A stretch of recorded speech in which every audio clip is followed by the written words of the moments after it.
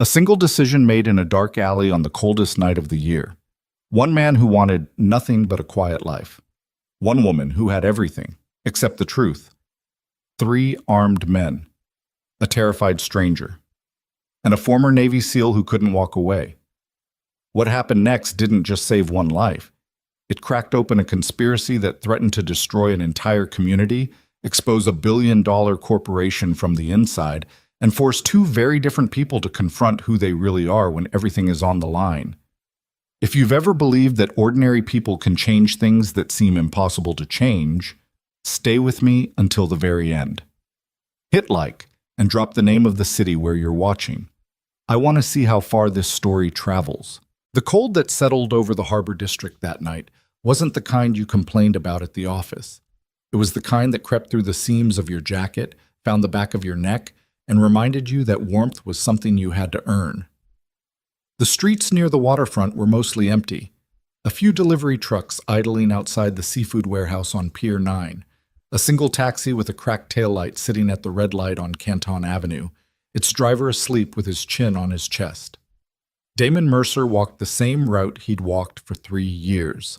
Down Merchant Street, left on Alcott, across the narrow footbridge over the drainage canal, then the long service alley that ran behind the Harbor Grand Hotel. A shortcut that saved him 8 minutes and let him avoid the traffic signal at 5th, that never seemed to work right in winter. He was tired in the specific way that maintenance work made a man tired, not the clean exhaustion of a hard run or a good workout. It was the accumulated weight of 10 hours dealing with other people's broken things. A burst pipe in Unit 4C that had turned Mrs. Okafor's kitchen floor into a shallow wading pool. A heating unit in the East Wing that had decided to stop functioning on the coldest day of the month so far. 3 separate calls from residents about a smell in the elevator that turned out to be a dead mouse wedged behind the motor housing. He smelled like pipe solvent and something else he didn't want to identify. His phone said it was 31 degrees. He believed it. The alley behind the Harbor Grand was wide enough for a delivery truck, lit by 2 overhead lights mounted on the hotel's service entrance, except one of the bulbs had burned out weeks ago, which left the far end of the alley in deep shadow. Damon had actually noted it on his mental list of things the city should deal with. The way he noted things like that out of habit. You spent enough years in environments where darkness could kill you, you started cataloging it automatically. He heard her before he saw her. Not screaming. That was the thing. It wasn't the kind of distress call that made bystanders stop. It was a low, controlled sound. The voice of someone who understood that screaming would make things worse. A woman saying, quietly, but with a firmness that was clearly costing her something, "I already told you, I don't have it." Damon slowed, stopped. 3 figures near the far end of the alley. 2 of them had positioned themselves to block the exit. Not obviously, but deliberately, the way men do when they've done this before. The third stood closer to the woman, his back partially to Damon. He was tall, heavy-set, wearing a dark overcoat that looked expensive, not the uniform of a street mugger. The woman was backed against the hotel's brick wall. She was dressed for a business dinner. Heels, dark blazer, a phone gripped in one hand. Her posture was controlled, the way someone stands when they're refusing to let their body betray how scared they are. But her hand was shaking. Damon stood very still for 3 seconds. He wasn't a young man anymore. He was 42, with a trick knee that gave him trouble on cold mornings, and a scar that ran from his left shoulder blade to his ribs from an incident in a country he still couldn't talk about. He had a 16-year-old daughter at home who would be angry if he was late because she was pretending she didn't wait up for him, even though she always did. He had every reason to call 911 and keep walking. He took out his phone. He did call 911. He told them the location clearly, calmly, then put the phone back in his pocket without ending the call. Then he walked toward them. 10. He didn't announce himself the way they did in movies. He didn't shout. He walked at a measured pace that was neither threatening nor hesitant, and he stopped about 15 feet from the group, close enough to be undeniable, but far enough to give himself room. "Hey," he said. Just that. Flat. The way you said it when you weren't asking permission. The man closest to him turned. He had the kind of face that had been in a few fights. A nose that sat slightly off-center, small eyes that were busy doing a rapid assessment. He was probably mid-30s.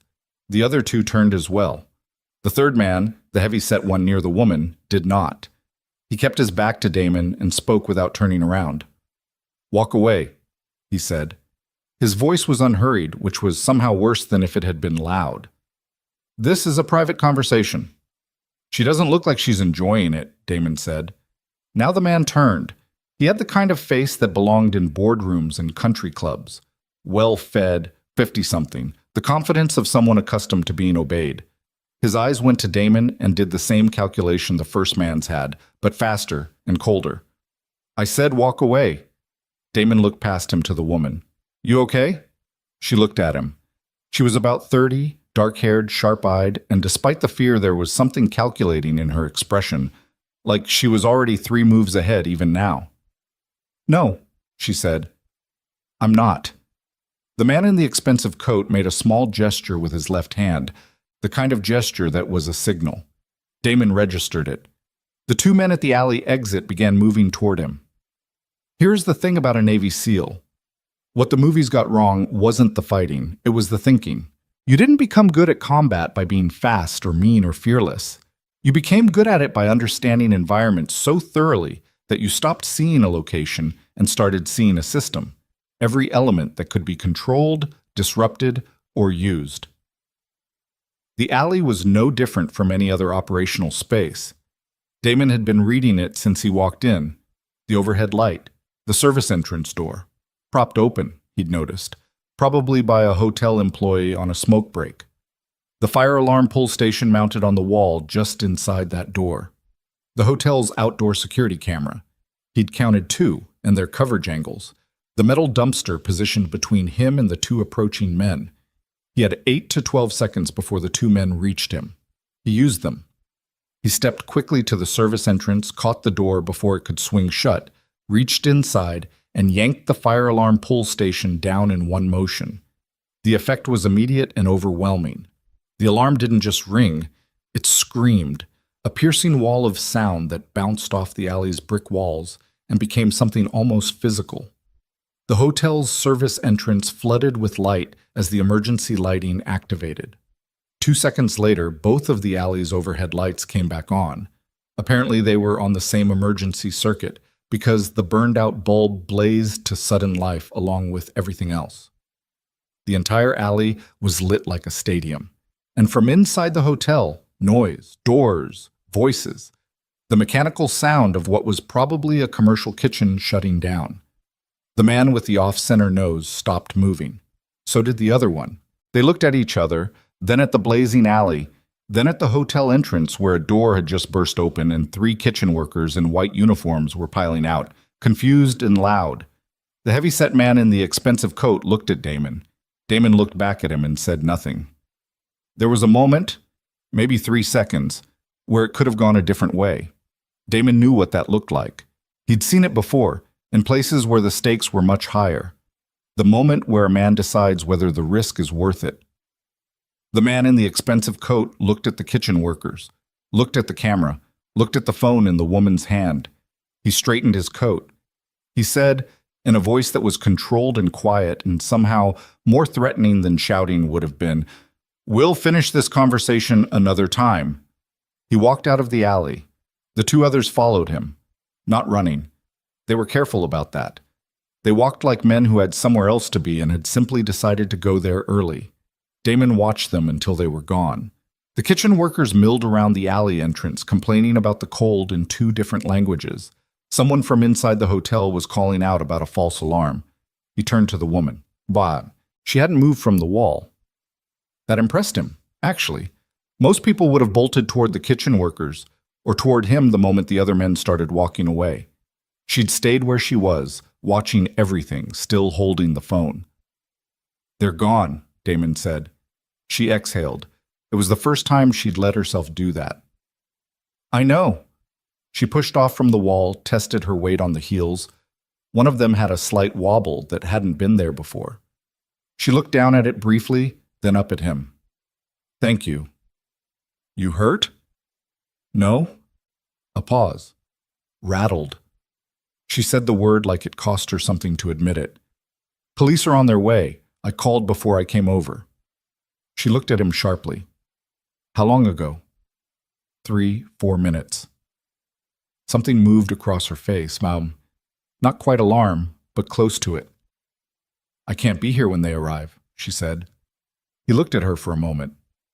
That's an interesting thing to say. I know how it sounds. She met his eyes directly. I'm not the one who is doing anything wrong in that alley, but if I give a statement tonight, certain people will know that I'm here and that I have this. She held up the phone briefly. Before I'm ready for them to know, and that will be a problem. Damon considered this. He was tired, his knee hurt, the alarm was still screaming. You have somewhere safe to go? Yes, I just need to get there. She was already moving, already thinking past this moment.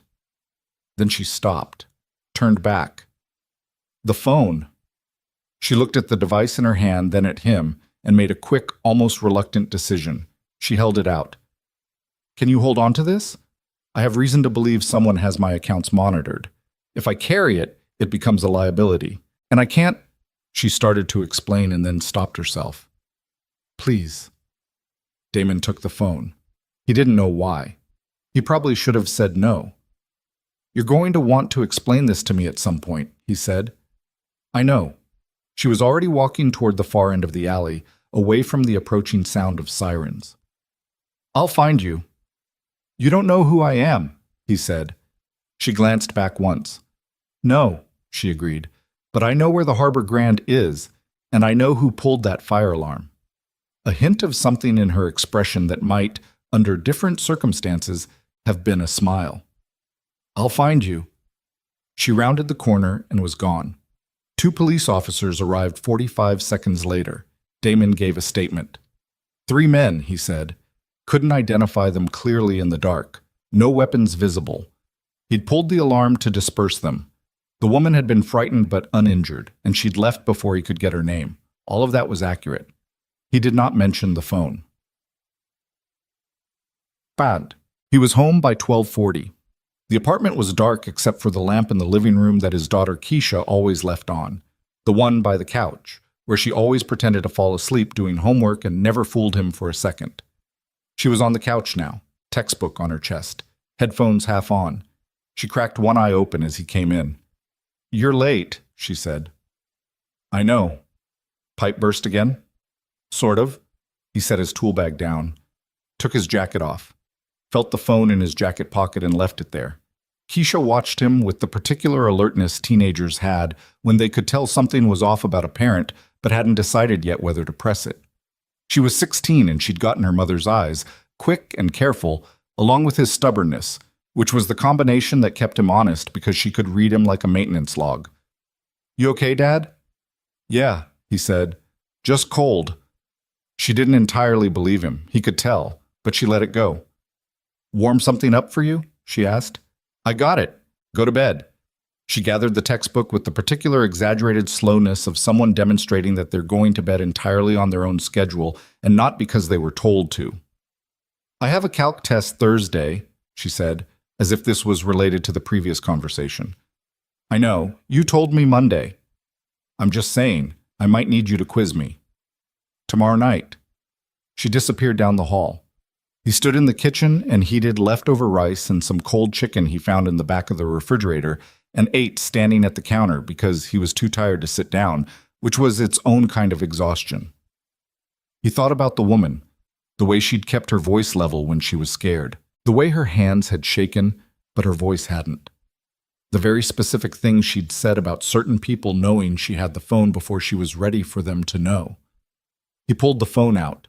The screen was cracked, not catastrophically, but badly enough that a corner of it was a spider web of broken glass. He could see there was a notification on it. He didn't unlock it. It wasn't his. He set it on the kitchen counter and looked at it while he finished eating. She'll find you, he'd said to himself as he walked home. He hadn't entirely believed it when he said it. In the morning, Damon was up at 5:45 out of habit. He made coffee, checked his maintenance log for the day, a window seal in 7B, the lobby buzzer that was intermittently cutting out, A reported water stain on the ceiling of Unit 12A that was probably related to the bathroom directly above it in 13A. He wrote the order of operations in his notebook. Smallest job first to build momentum, the way he'd organized things for 20 years. He was in the parking lot by 8, about to start on the window seal, when he heard it. Engines. Multiple, coming down Alcott Street. He straightened up. 3 vehicles. Not the battered sedans and mid-range SUVs that populated Harbor View's parking lot. These were black. New. The kind of clean that came from professional detailing twice a week. 2 of them were identical. The third was a full-size luxury sedan that probably cost more than 2 years of Damon's salary. They pulled in with a precision that seemed excessive for a residential parking lot. People stopped. Mrs. Okafor, who was leaving for her early shift at the school where she worked as a cook, paused with her car keys in her hand. The 2 young guys from Unit 3D, who were usually outside smoking at this hour, went quiet. Even old Mr. Valentino, who was hard of hearing and rarely noticed anything that didn't involve his parking space being taken, looked up from his newspaper. The rear door of the sedan opened. She was dressed differently than she'd been the night before. Dark suit, efficient and expensive. Her hair was up. She looked, in the flat light of a November morning, like someone who ran things. The specific kind of someone who walked into rooms and changed the temperature without raising her voice. She spotted Damon across the parking lot immediately. Behind her, a man in his 40s who had the bearing of a senior executive was saying something in a low voice. She said something back without looking at him, and he stopped talking. She walked across the parking lot toward Damon. He stood there with a tube of window sealant in his hand and waited. "You said you'd find me," he said when she was close enough. "I did." She stopped a couple feet away. In the daylight, she looked like she'd slept about as well as he had, which was to say, not very well. But she was put together in the careful way of people who'd learned to function on limited rest without advertising it. "I wanted to return this in person." She held out a new phone, still in the box. "And I wanted to explain." "You're the one who owns this building," Damon said. She didn't look away. "My company does. Ashford Property Group." "Victoria Ashford." "Yes." He looked at the phone in her hand, then at the one still in his jacket pocket, then back at her. Around them, he could feel the weight of the parking lot's attention. Everyone watching, everyone quiet. These were people who'd gotten eviction notices, people who'd been told repeatedly that their maintenance requests couldn't be addressed due to funding constraints, that rent increases were necessary, that the property was under review. They were looking at the woman responsible for all of that. And Damon was looking at the woman from the alley and trying to figure out which version of her was the real one. "You want to tell me," he said slowly, "what was on that phone? Because I didn't look at it. But I've been thinking about what you said, about people finding out before you were ready.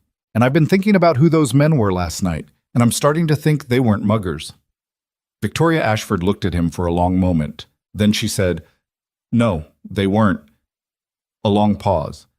"Can we go somewhere and talk?" she asked. "Somewhere private."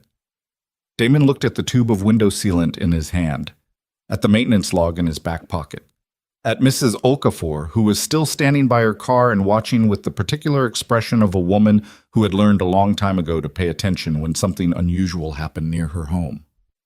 "There's a break room inside," he said. "It's nothing special." "That's fine," she said. He turned toward the building. After a moment, she fell into step beside him. The parking lot exhaled around them. Seats. The break room was exactly what he'd said it was. A folding table, 4 chairs that didn't match, a coffee maker that had seen better days, and a window that looked out on the east wall of the building next door. He poured 2 cups without asking. She took hers and wrapped both hands around it like she was cold, which maybe she was. He sat down across from her. She put the cracked phone on the table between them. "The men last night work for a man named Gerald Sutton," she said. "He's my executive vice president of property development. He's worked for the company for 11 years. I trusted him completely." She said this last sentence the way you said something you were still trying to understand, the words working out the shape of a new and unwelcome reality. 3 weeks ago, I discovered a series of financial discrepancies in the Harbor View accounts. I started asking questions. I asked them quietly because I didn't yet know who I could trust. She looked at the phone. 4 days ago, someone sent me an anonymous file. I opened it in a hotel room in Seattle, on that phone, because I was traveling and didn't want it connected to my company devices. What I saw, she stopped. What was in it? Damon said. She looked at him. Enough to destroy people, she said. Including possibly me. The coffee maker clicked and settled in the corner. They must have tracked the phone, she said. Sutton's people. They knew I was at the Harbor Grand last night. They wanted the device before I could get the contents to anyone. Damon was quiet for a moment. Then, what did I save last night? You or evidence? The question sat on the table between them like a third cup of coffee. Victoria Ashford met his eyes. Both, she said. And I think this building, your building, these families, they're the reason that evidence exists in the first place. Outside the window, Damon could hear the parking lot slowly returning to life. Car doors, an engine turning over. The sound of ordinary morning business resuming in a building full of people who didn't know yet that something had just changed. He looked at the cracked phone. Start from the beginning, he said. Victoria talked for 47 minutes. Damon let her. He'd learned a long time ago that the most important thing you could do when someone was trying to explain something complicated was to stay quiet and let the shape of it emerge on its own. Interrupting too early just made people defensive, and defensive people stopped telling you the truth. She told him about the anonymous file, about the financial discrepancies she'd first noticed 3 weeks ago in the Harbor View operating accounts, expenses that were logged but didn't correspond to any vendor on record, maintenance fees paid to a company she'd never heard of called Meridian Structural Services, LLC. She'd asked her finance team about it. They'd told her it was a recently contracted firm handling specialized assessments. She'd accepted that. She wasn't proud of it now. She told him about the trip to Seattle, the hotel room, the moment she opened the file on the cracked phone and spent 2 hours reading things that made her feel like the floor had stopped being solid. She told him about Gerald Sutton. Damon listened to all of it. He drank 2 cups of coffee. When she finished, he was quiet for a moment, then said, "How many units in this building?" She blinked. It wasn't what she'd expected him to ask. 114. Average family size? I'd have to check. 3, he said. Give or take. Some are singles, some are couples. The Nguyen's in 9C have 5 kids. Average it out, you're talking about 320, 340 people. He looked at his coffee. I've been the maintenance supervisor here for 3 years. In that time, I've submitted 261 maintenance requests. About 60 of them were marked urgent. You know how many of those urgent ones got addressed within the required response window? She was quiet. 31, he said. I know because I kept the records myself, on my own time, because the company's system kept losing them. He said it without heat, just flat, factual. I didn't do it because I was planning anything. I did it because it was the right thing to do, and because these are people's homes. He looked up at her. So when you tell me that someone inside your company has been falsifying engineering reports and deliberately running this property into the ground so they can clear it for redevelopment, I believe you, because I've been watching it happen for 3 years and I couldn't figure out why. Victoria set down her coffee cup. I didn't know, she said. I know you didn't, Damon said, and then because he was not a man who left things unfinished, but that's the beginning of the problem, not the end of it. She didn't argue with that. He appreciated it. He picked up the cracked phone from the table. You said the file is on here. Encrypted. I have the key. I didn't want to access it until I was somewhere I trusted. She looked around the break room, the mismatched chairs, the secondhand coffee maker. A small, crooked smile crossed her face that seemed genuine precisely because it was involuntary. Somewhere unexpected. Can your people at the company access this? They shouldn't be able to. The phone was never registered to any account. I bought it in cash at a drugstore in SeaTac Airport. She paused. But Sutton's people tracked me to the hotel anyway, which means either I was physically followed or... She stopped. Or someone in your inner circle told them you were traveling, Damon said. She looked like she'd been hit, not dramatically, just the subtle collapse of something behind the eyes that happened when a thought you'd been avoiding finally caught up with you. Yes, she said quietly. The break room door opened without a knock. Damon looked up. Keisha stood in the doorway, school bag on one shoulder, staring with undisguised curiosity at the expensive sedan visible through the break room window and then at the woman sitting across from her father. She was in her school uniform, a burgundy sweater she'd been trying to replace for a year, dark jeans, sneakers she'd saved up for herself because Damon had said they were too expensive, and she'd responded by getting a Saturday job at the dry cleaners on Renwick. "Those your cars?" she said to Victoria. "Keisha," Damon said. "I'm just asking." "Yes," Victoria said. "They are." Keisha looked at her father, looked back at Victoria, made a teenage assessment that was faster and probably more accurate than most adults managed. "Okay," she said, and then to Damon, "I'm going to be late. Quiz me tonight?" "Tonight," he confirmed. She left. The door swung shut behind her with the particular energy of a 16-year-old who understood she'd walked into something significant and was demonstrating, by leaving without another word, that she was mature enough not to push it. Damon watched the door for a moment. Victoria was watching it too. "She's yours?" "Yeah." "She looks like someone who doesn't miss much." "She doesn't," Damon said, and the combination of exasperation and pride in the two words was involuntary and obvious. He cleared his throat. "We need to look at what's on that phone." They looked at it together for 2.5 hours. What was on it was worse than Damon had expected, and he'd already adjusted his expectations considerably downward after Victoria's explanation. The anonymous file was a collection of internal documents, engineering assessments, financial records, intercompany communications, and the incorporation paperwork for a series of shell companies whose names meant nothing until you traced the registered agents, which the file had helpfully already done. Meridian Structural Services, LLC, was one of 4 companies. The others were Coastal Property Analytics, Harborside Assessment Group, and something called Blue Tier Development Partners. All 4 had been incorporated within an 18-month window. All 4 had received payments from Ashford Property Group's Harborview operating account, authorized under maintenance and safety assessment budget lines. All 4, when you followed the registered agent paperwork through 2 layers of Delaware holding companies, led back to the same management trust. "Do you know a name?" Damon said, "connected to this trust?" Victoria's finger traced the document. She stopped. The name meant something to her. You could see it arrive on her face. "Raymond Chu," she said. He was Sutton's college roommate. He's never had any official role with the company." "He didn't need one," Damon said. The engineering reports were what made Damon's jaw tighten, not because he was surprised by what they said, but because he'd been living alongside the reality they falsified for 3 years. Reports certified by a licensed structural engineering firm. Damon looked it up. The firm existed, had a professional website and everything. That concluded Harborview's building systems were in acceptable condition, and that observed deterioration was within normal parameters for a building of its age.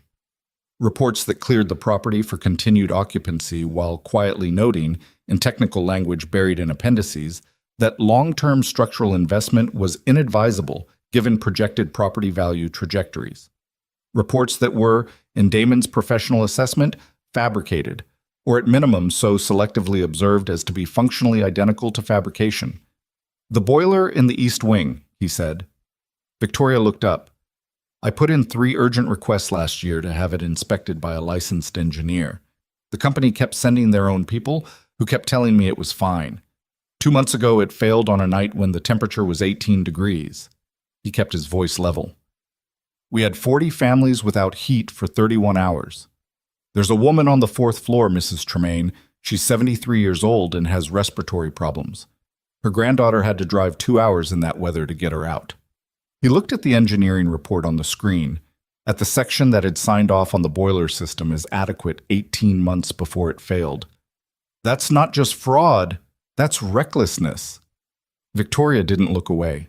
She nodded once, slowly, and said nothing because there was nothing useful to say. Outside the break room window, Harborview went about its morning. A woman was loading grocery bags into a Honda Civic. Two kids were kicking a ball against the wall of the east wing, the hollow sound of it carrying through the cold air. Damon closed out of the engineering reports and looked at the communications. The email chain was between Sutton and three other executives whose names he didn't yet know. It was careful language. The kind of language people used when they knew they were writing something that shouldn't exist but needed to document it anyway for their own protection. References to the project's projected timeline, to regulatory navigation, to community response management, which appeared to be a phrase meaning what to do about the residents. There were references to inspection scheduling and to ensuring appropriate results, which was the kind of phrasing that sounded bureaucratic until you understood what the appropriate results were meant to confirm. There was a reference to the remaining hurdles, one of which was described as the on-site personnel situation, and Damon recognized, without particular emotion, that this was probably about him. He set the phone down on the table. "What do you want to do with this?" he said. Victoria had been watching him read.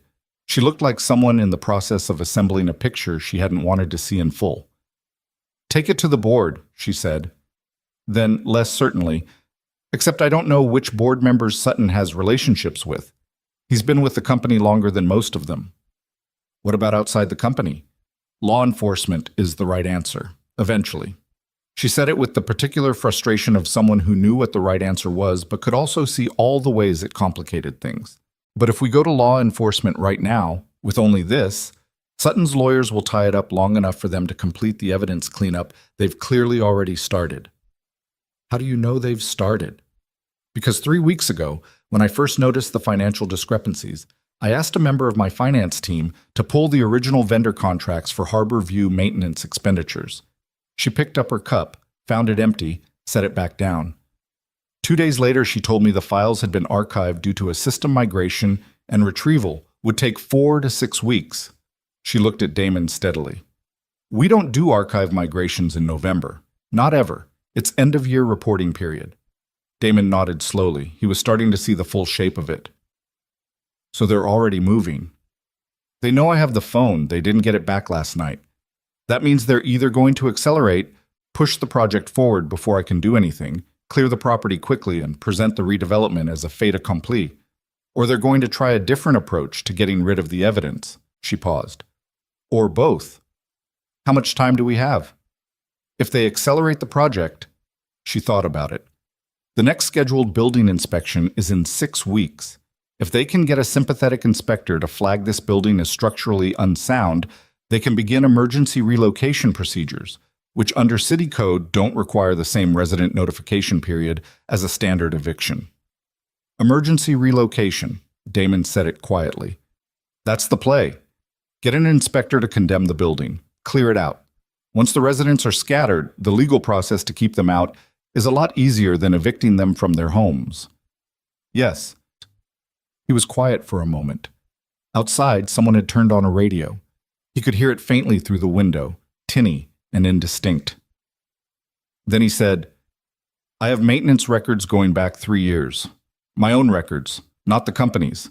Actual dates, actual conditions, photographs I took myself of repairs I made and work orders I filed. It's all in a folder in my apartment."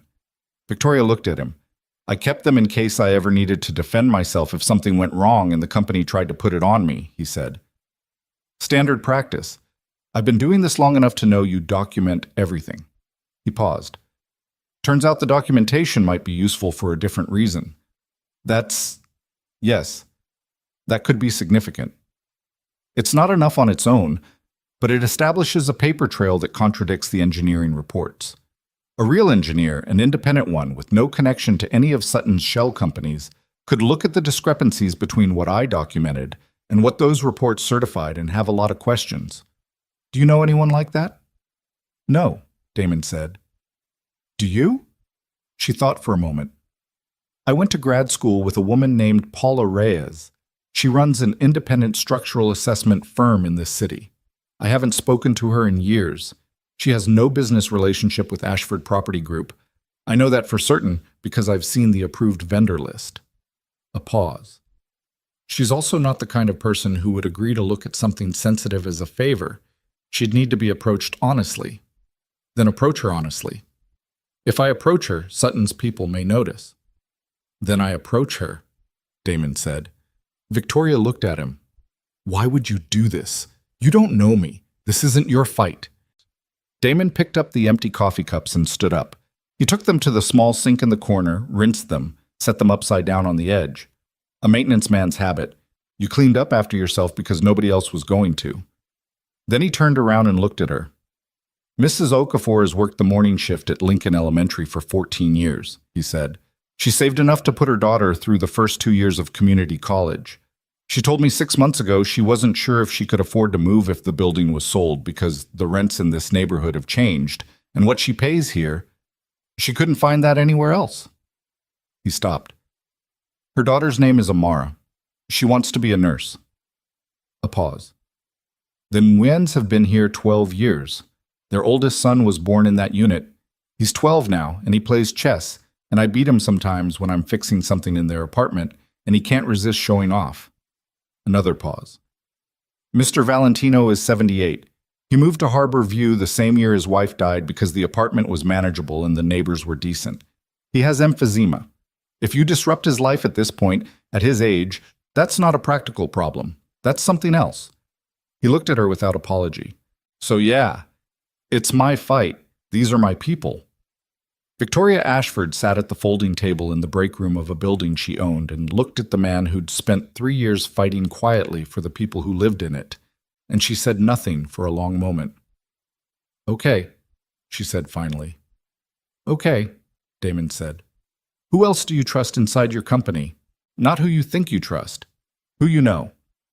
She thought about it seriously. This was not a woman who gave careless answers. My assistant, Marcus. He's been with me personally for 4 years. He doesn't report to Sutton's division and has no reason to protect him.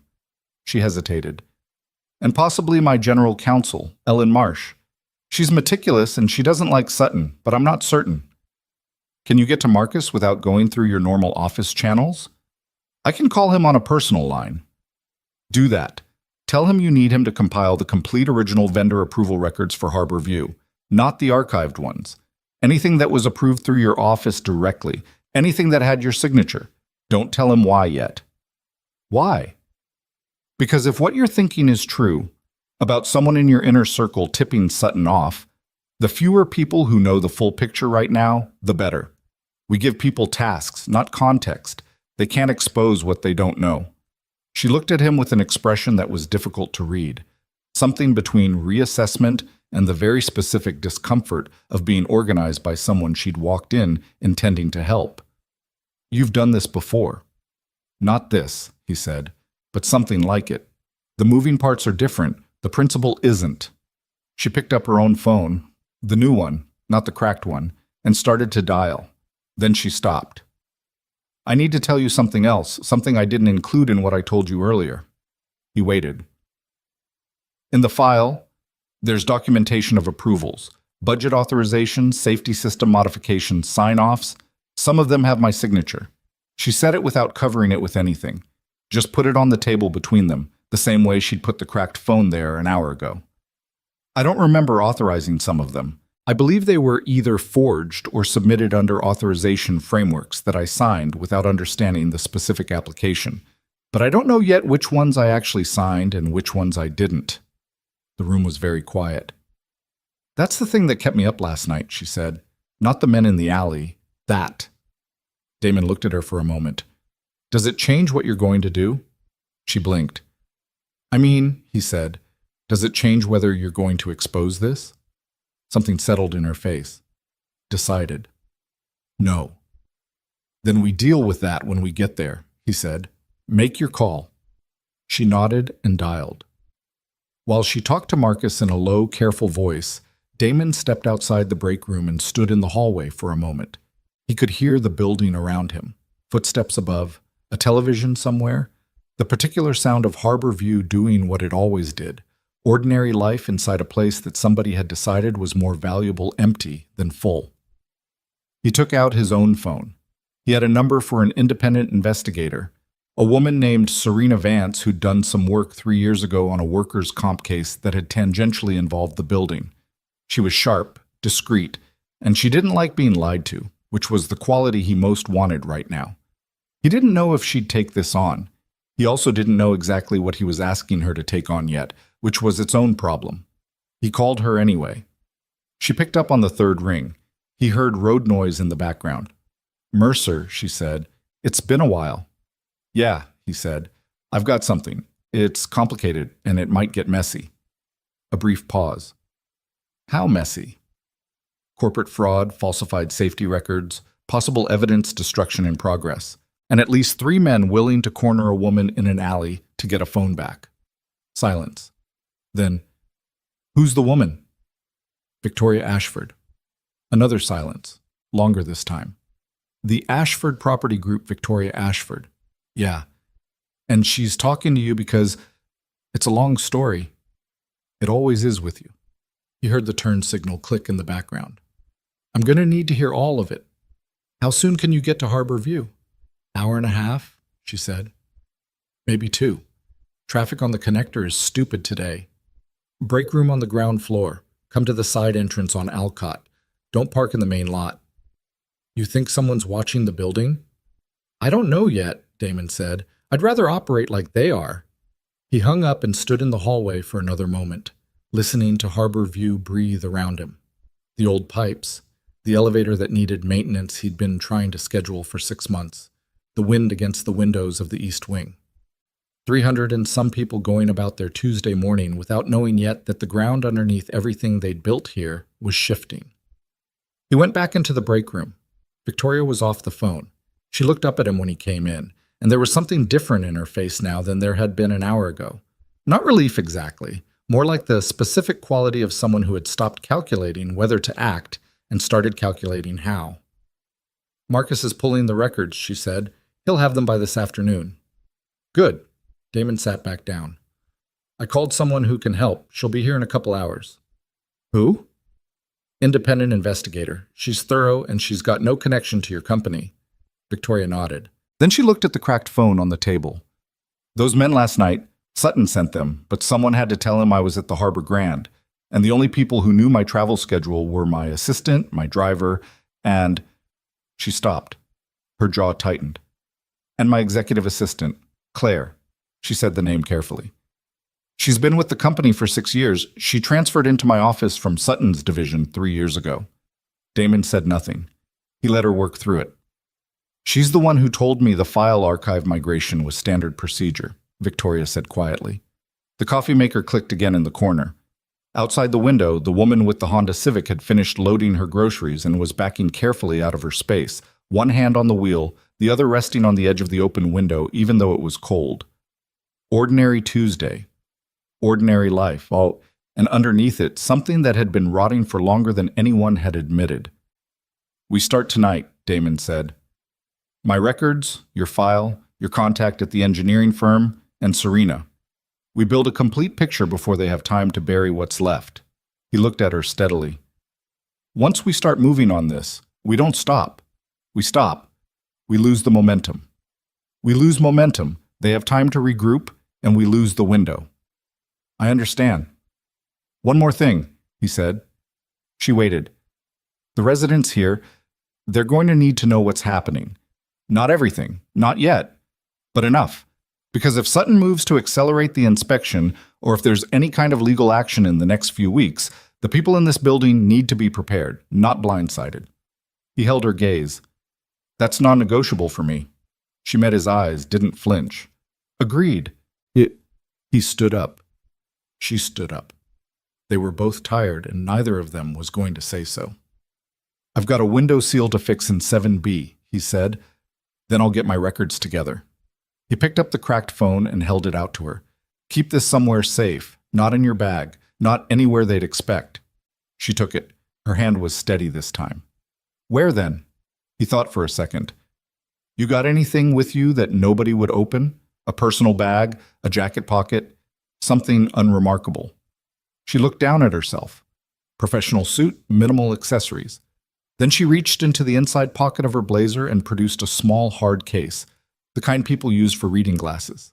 She opened it, took out the glasses, tucked the phone in, snapped it shut. Simple. Invisible. He nodded. She walked toward the break room door, then paused with her hand on the frame and looked back at him. In the gray morning light through the small window, she looked less like the CEO of anything and more like someone standing at the edge of something large and irreversible, trying to find their footing. "For what it's worth," she said, "I'm sorry. For all of it. The maintenance request, the boiler, Mrs. Tremaine," he said. "Mrs. Tremaine. All of it." She said it without dressing it up. "I know that doesn't fix anything." "No," he said, "it doesn't." A pause. "But it's a place to start." She left. He heard her heels on the hallway floor, and then the side door, and then the sound of a car door and an engine, and then Harbor View settling back into the ordinary sounds of itself. Damon stood in the break room alone for a moment. He thought about Keisha, who would be in first period by now, probably already thinking about the calc test. He thought about the maintenance log in his back pocket, and the window seal in 7B, and the 261 maintenance requests he'd filed that had been ignored by people who'd already decided this building had a different future than the people in it knew. He picked up his tool bag. He went to fix the window. Serena Vance arrived at Harbor View at 11:40, 40 minutes later than she'd estimated, which she blamed on the connector and a fender bender near the 5th Street interchange. She was 51, compact, with close-cropped gray hair, and the manner of someone who had spent enough years in rooms where people lied to her that she'd developed a kind of permanent low-level skepticism as a resting state. She wore a canvas jacket that had seen 3 winters and carried a messenger bag that was visibly heavy. She shook Damon's hand in the break room doorway, looked at Victoria once, and said, "You look smaller in person." Victoria blinked. "I'm sorry?" "Your company headshot. You look taller in it." She sat down without being invited and pulled a legal pad from her bag. "Okay, start from the beginning, all of it." So they did. By the time they'd finished, it was past 1 in the afternoon. Serena had filled 4 pages of her legal pad with notes written in a cramped hand that probably only she could read. She hadn't interrupted much. When she did, her questions were specific and technical. Dates, document reference numbers, the exact language used in the shell company registrations. The kind of questions that told you she was building something, not just listening. When they finished, she looked at her notes for a long moment, tapping the end of her pen against the pad in a slow, irregular rhythm.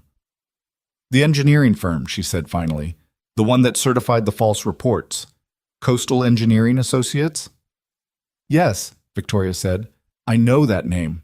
Serena said it without particular expression. "They came up in a municipal parking structure case 2 years ago. The certification on a post-tension inspection was questioned. The city let it go, but the original complaint is public record." She looked up. "That's a pattern. 1 incident is an anomaly. 2 incidents is something worth showing a judge." "Can you access the original complaint?" Damon asked. "Already in my head. I'll pull the documentation tonight." She flipped back a page on her legal pad. "The shell companies. You trace them to this Raymond Chu through the registered agent paperwork. You're confident in that chain?" "The file is thorough," Victoria said. "Whoever sent it knew what they were doing." "Which brings us to the whistleblower." Serena looked at her. "You have no idea who sent it?" "None. Anonymous file sent to a phone you bought with cash, to an email address, a temporary address I created the day before I got on the plane to Seattle. I've never used it before." Serena nodded slowly. "So whoever sent it knew you were going to Seattle, knew you well enough to reach you through a channel that didn't exist until 24 hours before they used it, and had access to documents that would have required significant internal access to compile." She paused. "That's not someone on the outside looking in. That's someone inside Sutton's operation who decided to burn it down." The break room was quiet. "Or someone who'd been documenting it themselves for a long time," Damon said, and finally found a moment when the timing made sense. "Either way," Serena said, "they're the key. Because the file gives us a roadmap, but a whistleblower who can testify from personal knowledge, that's what actually moves a case." She closed the legal pad. "You need to find them." "How?" Victoria said. "The file itself. There'll be something in how it was assembled. The selection of documents, what was included, what wasn't. Every collection of evidence reflects the collector. What did they choose to put in, and what did they leave out tells you something about where they sat inside the organization and what they had access to." She looked at Damon. "Your maintenance records. Can I see them?" He'd brought them down from his apartment that morning. A manila folder that had been sitting in his filing cabinet for 3 years, fat and slightly bent at the corners. He pushed it across the table. She opened it, started going through it, and within 2 minutes she was holding pages side by side and making small sounds that weren't quite words. "This gap," she said, pointing to a period in the maintenance log from 14 months ago. 3 weeks with almost no approved work orders, and then a cluster of emergency repairs. "The inspectors came through that period," Damon said. "Every time there was a scheduled inspection, approved maintenance work mysteriously dried up for the 2 to 3 weeks before it. Then afterward, a rush of emergency authorizations." Serena looked at him over the pages. They didn't want active work orders on record during the inspection window. A building with ongoing maintenance in progress raises questions about what's being fixed and why. "That's what I figured," Damon said. "I started documenting it specifically after the 3rd time it happened." She set the papers down. "You're going to be important in a courtroom someday soon. You know that." "I'd rather not be," he said honestly. "Nobody ever would." She started repacking her bag. "I need 2 days. I want to trace the shell company chain independently, pull the parking structure case, and look at the file with fresh eyes. Can you get me a copy of the full contents of that phone?" Victoria and Damon looked at each other. "Getting a copy out means the data moves," Victoria said. "If someone is monitoring, air-gapped laptop," Serena said. "Never connected to any network. I've got one. We transfer the data physically." She looked between them. "I'm not new at this." They made the transfer that afternoon. Serena left with the data on a USB drive that she tucked into an interior pocket of the canvas jacket. She didn't say goodbye so much as she left, pausing at the door only to tell Damon she'd call him on the number he'd given her, and nowhere else. The break room felt emptier after she was gone, which Damon recognized as a function of how much presence she occupied when she was in it. Paula Reyes, Victoria's contact from graduate school, agreed to meet the following evening. Getting her to agree had taken 2 phone calls. The first one, Victoria had opened honestly, as she'd said she would, and Paula had needed 24 hours to think about it before calling back to say yes. She was a careful person. That was exactly what they needed. The meeting happened in the basement storage level of Harbor View, which Damon had suggested because it was the part of the building with the most direct evidence of what the engineering reports had cleared as adequate. Paula Reyes was 53, with reading glasses perched on her head and the slightly distracted air of someone whose mind was always running slightly ahead of the conversation. She spent 40 minutes going through Damon's records and the relevant sections of the copied file, asking questions in a technical vocabulary that Damon could follow and that Victoria was clearly working to keep up with. When she finished, she took her glasses off her head and turned them in her hands. "The boiler assessment," she said. "The one that signed off on it as adequate. I know the engineer who submitted this report. Not well, but I know the name." She looked at the document. "This notation in the appendix, this is not standard language. This is specific language that, if you were reading it without context, sounds like a routine observation. But within the profession, this phrasing is used to indicate a conditional certification. It means the engineer had reservations but certified anyway." "Why would an engineer certify something they had reservations about?" Victoria asked. Paula looked at her steadily. "Why do you think?" A silence. "What I can tell you," Paula said, "is that I can produce an independent assessment of this building's actual structural condition, starting with the systems that were certified in these reports. If my findings contradict the certifications, and based on your maintenance records, I expect they will, significantly, then that's a direct evidentiary challenge to the engineering reports." She put her glasses back on her head. "It'll take me about 10 days. "We may not have 10 days, Damon said. "I understand that, but a rushed assessment is a compromised assessment. If I'm going to be useful to you, I need to be thorough." She looked at him with the patient firmness of someone explaining something obvious without being condescending about it. 7 days. I'll push." 7 days. Damon did the math in his head. 6 weeks until the scheduled inspection, minus whatever head start Sutton's people might already have in accelerating it. 7 days was not comfortable, but it was workable if nothing else moved in the wrong direction. Nothing else moved in the right direction for the next 4 days. Then 3 things moved at once, and none of them were in the right direction. The first was that Marcus, Victoria's assistant, called her on the personal line to tell her that the Harbor View vendor files she'd asked him to pull had been marked as transferred to off-site storage by an authorization he didn't recognize. The authorization was dated 4 days ago, 1 day after Victoria had called him. Someone had been watching what he was doing, or had anticipated it. The files were gone.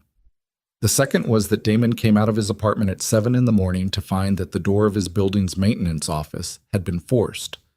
Whoever had done it was long gone. The filing cabinet was intact.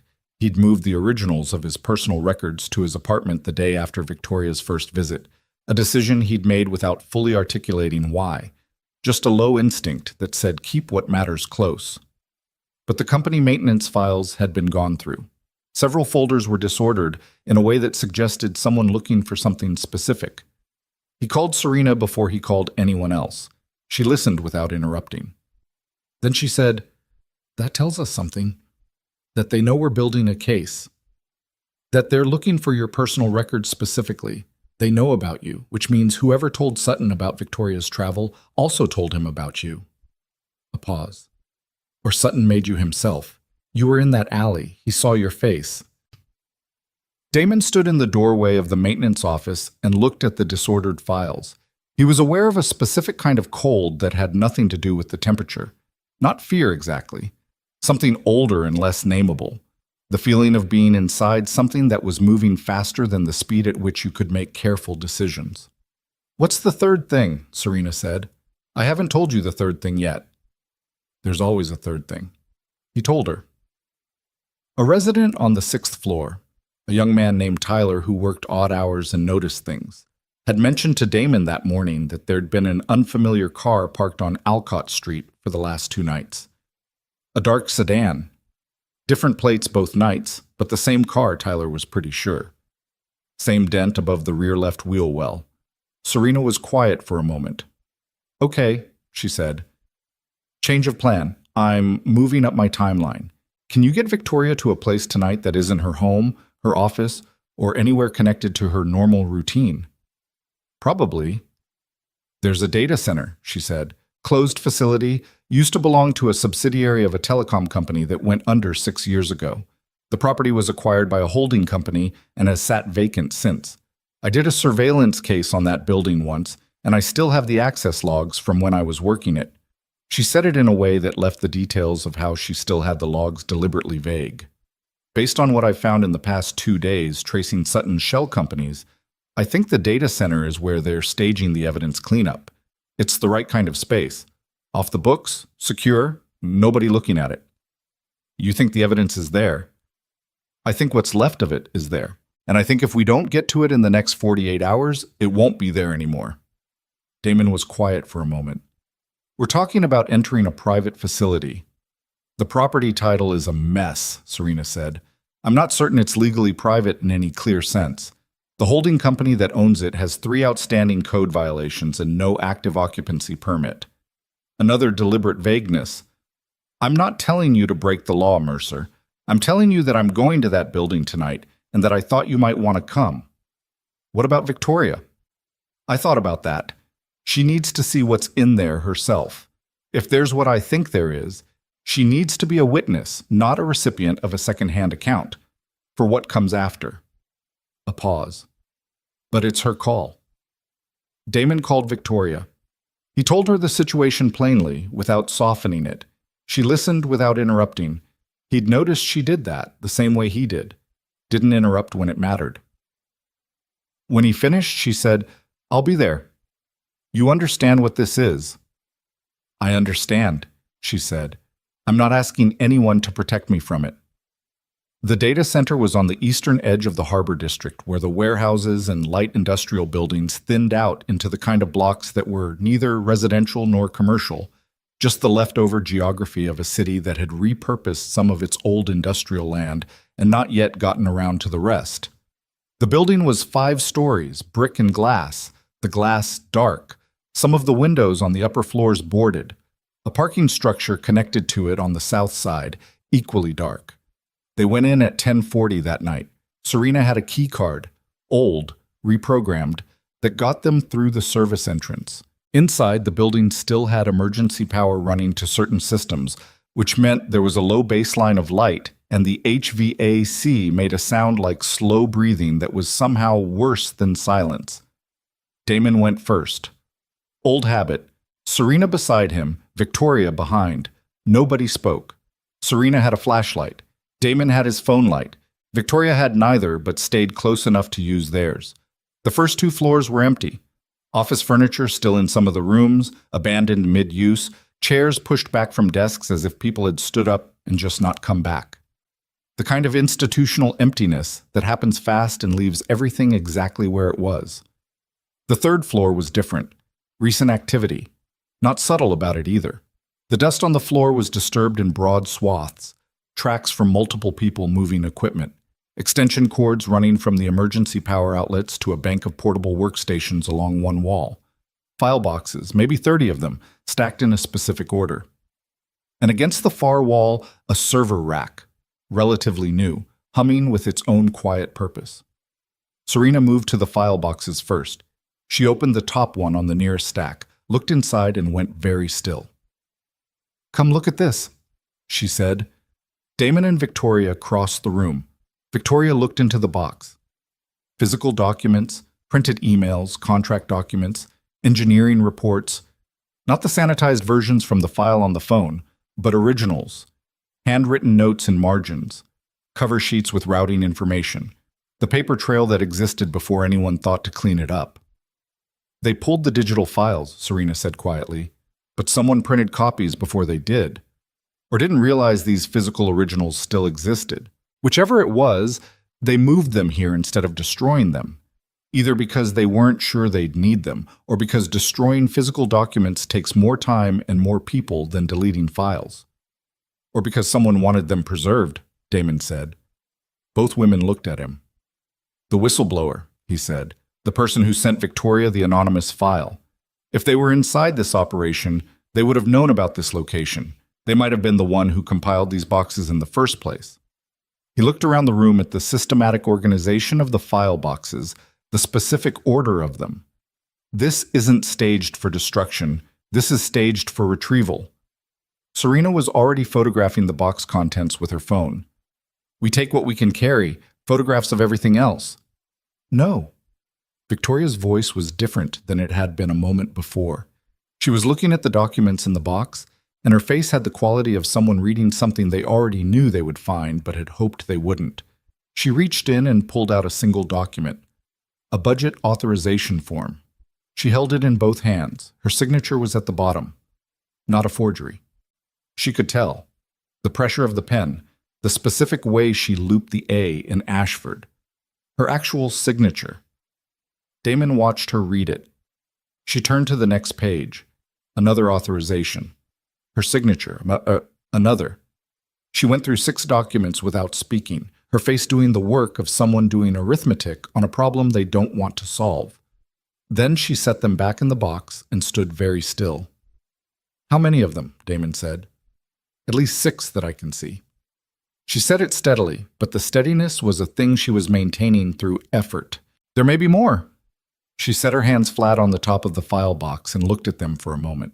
"These aren't forgeries. I signed these. I don't remember the specific documents. I sign hundreds of budget authorizations in a month. But these are real." Serena stopped photographing. The room was very quiet except for the HVAC. "What do they cover?" Damon asked. "Safety system modification approvals." Victoria's voice was flat. 3 of them cover the authorization to defer maintenance on the fire suppression system in the East Wing pending assessment. 1 covers... She stopped, picked it up again.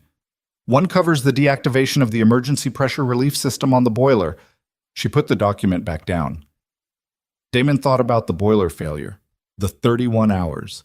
Mrs. Tremaine at 73, being driven out at 2 in the morning in 18-degree weather by her granddaughter. He didn't say anything. "I signed these as routine budget items," Victoria said. "They would have been in a stack of authorizations. Sutton's team controlled the preparation of the authorization packages that came to my desk. They would have worded these to appear routine. Deferral pending assessment is standard language in property management. It doesn't flag as dangerous without context." She turned to look at Damon directly. "But I signed them." I know, he said. And if this goes public, when this goes public, my signature on these documents will be part of the record. I can explain the context, but I can't make my signature disappear. She picked up the boiler authorization again and looked at it, and replaced the file entries with amended versions. It would take about 6 hours. She looked at him. Her voice was completely neutral. I could have Sutton and everyone else on the record and get my name out of it. I know, Damon said again. I'm not going to do that. I know that too. She set the document back in the box. I just needed to say it out loud, that the option existed. A pause. And that I'm not taking it. Serena looked between them for a moment. Then she went back to photographing documents without comment, which was its own form of acknowledgement. Damon looked at Victoria for a moment. She was 30 years old, running a corporation she'd built on principles she'd believed in, and she was standing in an abandoned data center at 11 at night, holding evidence that was going to cost her something real. And she was not asking him to tell her it would be okay because she already understood that okay was not the point. The authorization packages that came to your desk, he said. Sutton's team controlled them. Yes. Can you document that? The workflow, but who prepared, who reviewed, who routed to you? She thought. Marcus would have the routing records. The internal workflow system logs every step of the authorization process, from preparation to signature. Is that log modifiable? No, it's third-party compliance software. The audit trail is right once. She understood where he was going. I can show that the authorizations were prepared and routed by Sutton's team without my knowledge of their full context. That doesn't erase your signature, Damon said, but it establishes how it got there. That's what a truthful record looks like. You didn't know, but you signed. Both things are true. She held his gaze for a moment. Something in her face shifted. Not relief, not absolution, but something adjacent to the recognition that honesty, even expensive honesty, had a specific shape that was different from other things. Both things are true, she agreed quietly. Serena had moved to the server rack. She looked at it, turned to Damon. Do you know what you're looking at with something like this? Somewhat, he said. What do you need? I need to know if there's anything on this system that isn't in the physical files, and I need to know if there's an active connection, whether someone can remotely wipe it. He looked at the rack, followed the cables, found the network interface and traced it to the wall port. The port had an indicator light. It was dark. No active network connection, he said. It's air-gapped, nothing coming in or going out, which means everything on it is static. Whatever's there, it's there. She pulled a drive from her bag, looked at the server, found the USB interface, looked at Damon. How good are you at this part? Good enough, he said. He worked for 23 minutes while Victoria photographed the remaining file boxes, and Serena organized the documents they were taking. His hands were steady, which was the thing he most appreciated about his years of training, that under pressure his hands remembered how to be steady even when nothing else was. The drive was 3/4 full when he heard something, below them, the service entrance level. He raised one hand. Serena and Victoria both stopped immediately. Footsteps. More than one person. Moving carefully but not carefully enough. The specific not carefully enough of people who thought they were walking into an empty building. Damon pulled the drive, powered down the interface in the correct sequence, and looked at Serena. She was already moving toward the far side of the room, to a secondary stairwell he'd noted when they came in. He'd noted it the same way he'd noted the service entrance and the emergency lighting and the fire exits, out of the habit of reading spaces for options. They went up, not down. 4th floor. Moved to the east side of the building, away from the sounds below. Found a room with a window that faced the parking structure. The glass was intact but old, and Serena pushed it up with a sound like a held breath. Below them, the parking structure's roof deck was 8 feet down. They went out the window. Victoria didn't hesitate. She went second, after Serena, and the heels she was wearing were not made for this, and she landed wrong on one ankle, catching herself on the roof deck surface with both hands.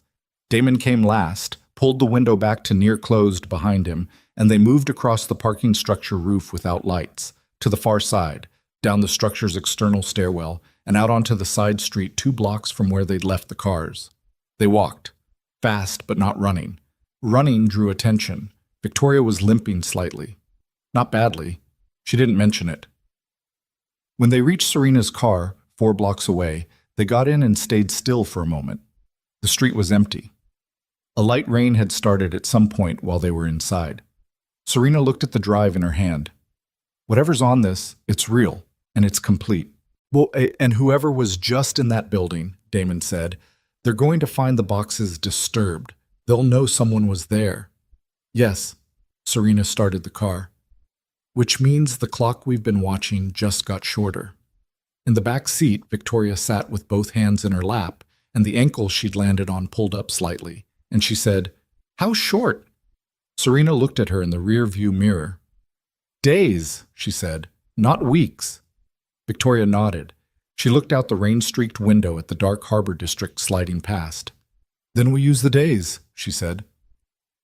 Damon looked at her from the passenger seat. Her blazer was torn at the left shoulder from the window exit. Her hair had come partly loose. One of her hands, he could see in the reflected light from the street, had a raw scrape across the palm from catching herself on the roof deck. She wasn't looking at him.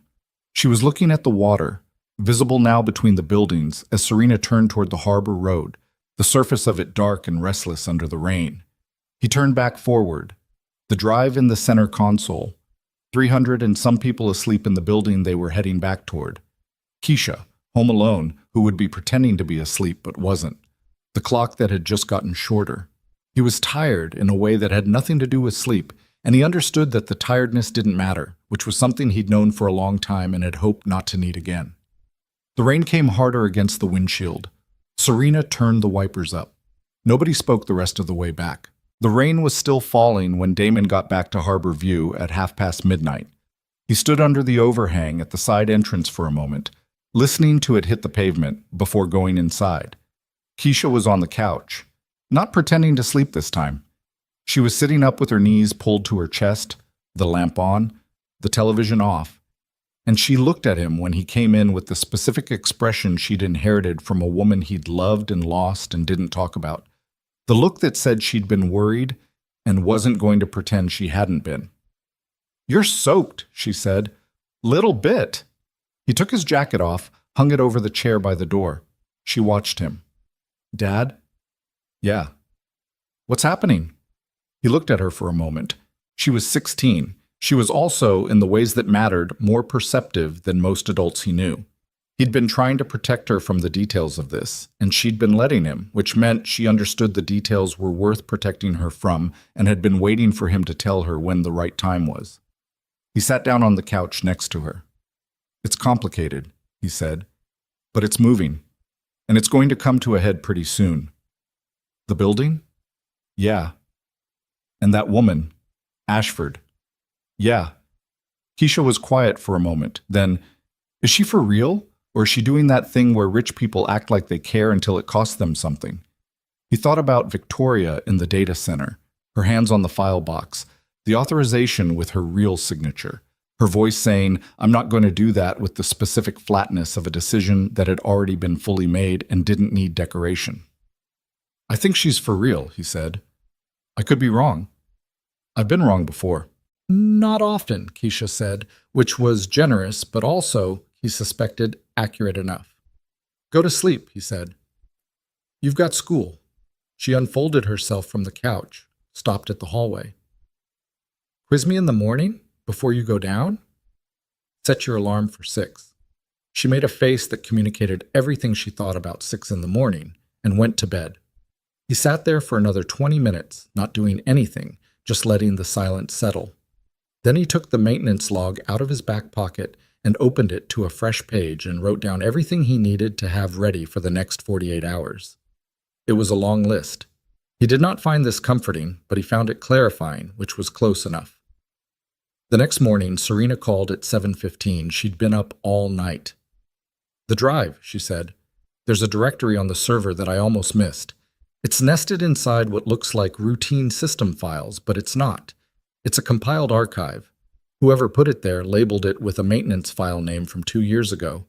If you weren't looking specifically, you'd skip right past it." The whistleblower, Damon said. Has to be. It's everything. Not just the Harbor View operation. The same playbook applied to 4 other properties Ashford owns across the state. Same shell companies, different property names, different inspectors, same structural manipulation. All documented. Timelines, authorization chains, financial flows. She paused. And a full record of every communication between Sutton and Raymond Chu going back 31 months. How detailed? Detailed enough that a federal prosecutor would weep from happiness. Another pause. There's something else. One of the communication threads, it references a scheduled emergency building inspection. Harbor View. It was filed 3 days ago with the city. We have 9 days. Damon was already moving to his desk. Not 6 weeks.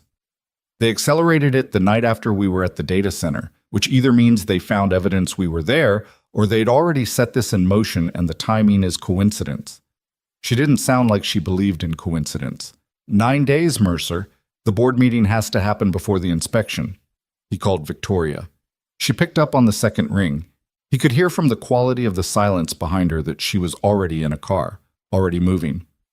I know about the inspection, she said before he could tell her. Marcus found the filing this morning. Someone submitted it under an emergency safety concern flag. She paused.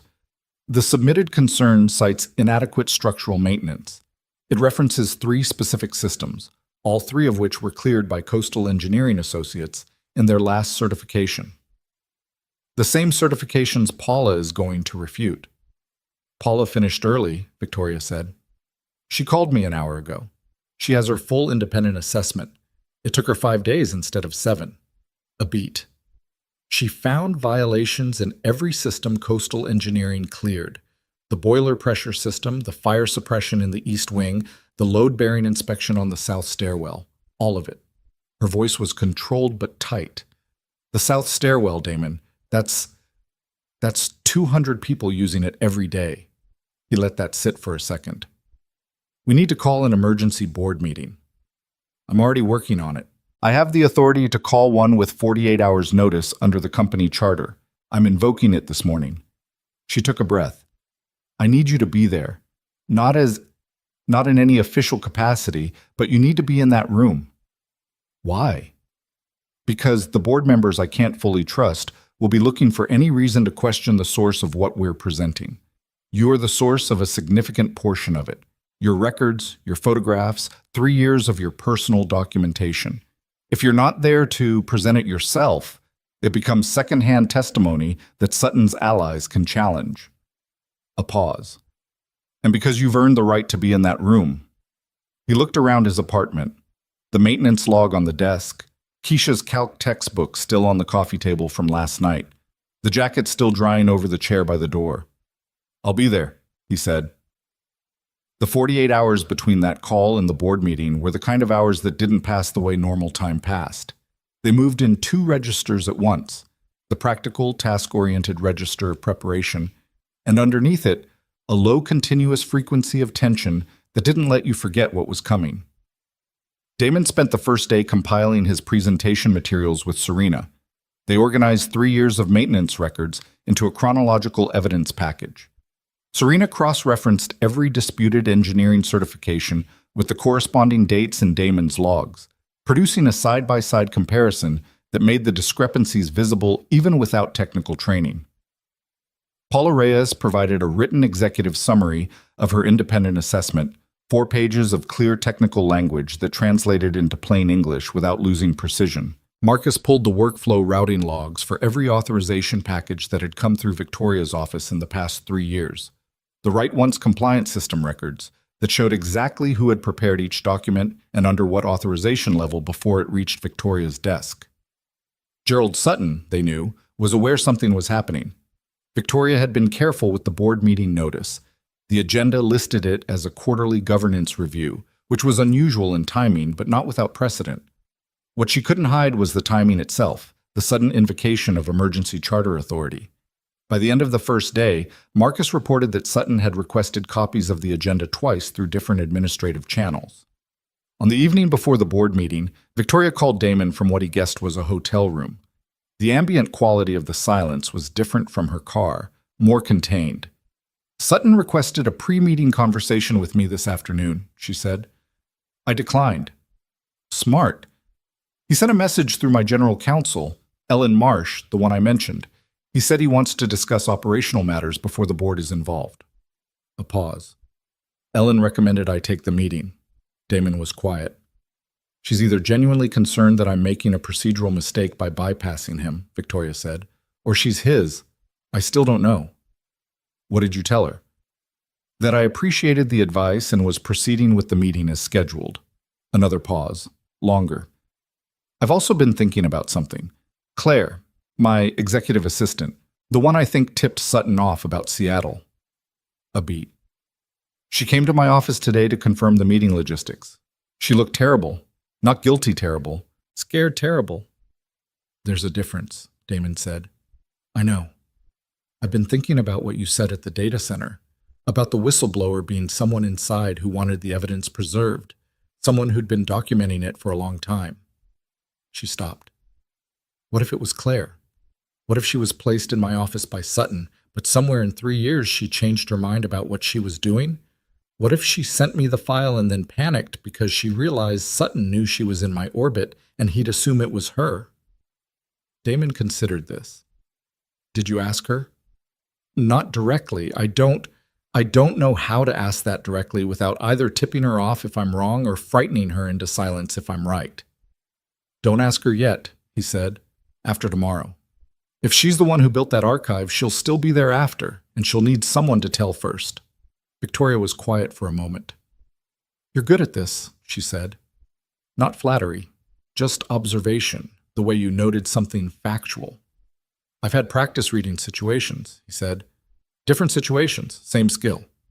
Does it ever stop costing something? She asked. Not abstractly. She meant something specific.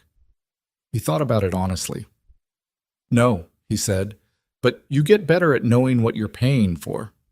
A long silence, then, get some sleep, Damon. You too, he said. Neither of them did. The Ashford Property Group board meeting was held in a conference room on the 22nd floor of the company's downtown tower. Floor-to-ceiling glass on 2 sides, the harbor visible on the eastern exposure, a long table of dark wood with seating for 14.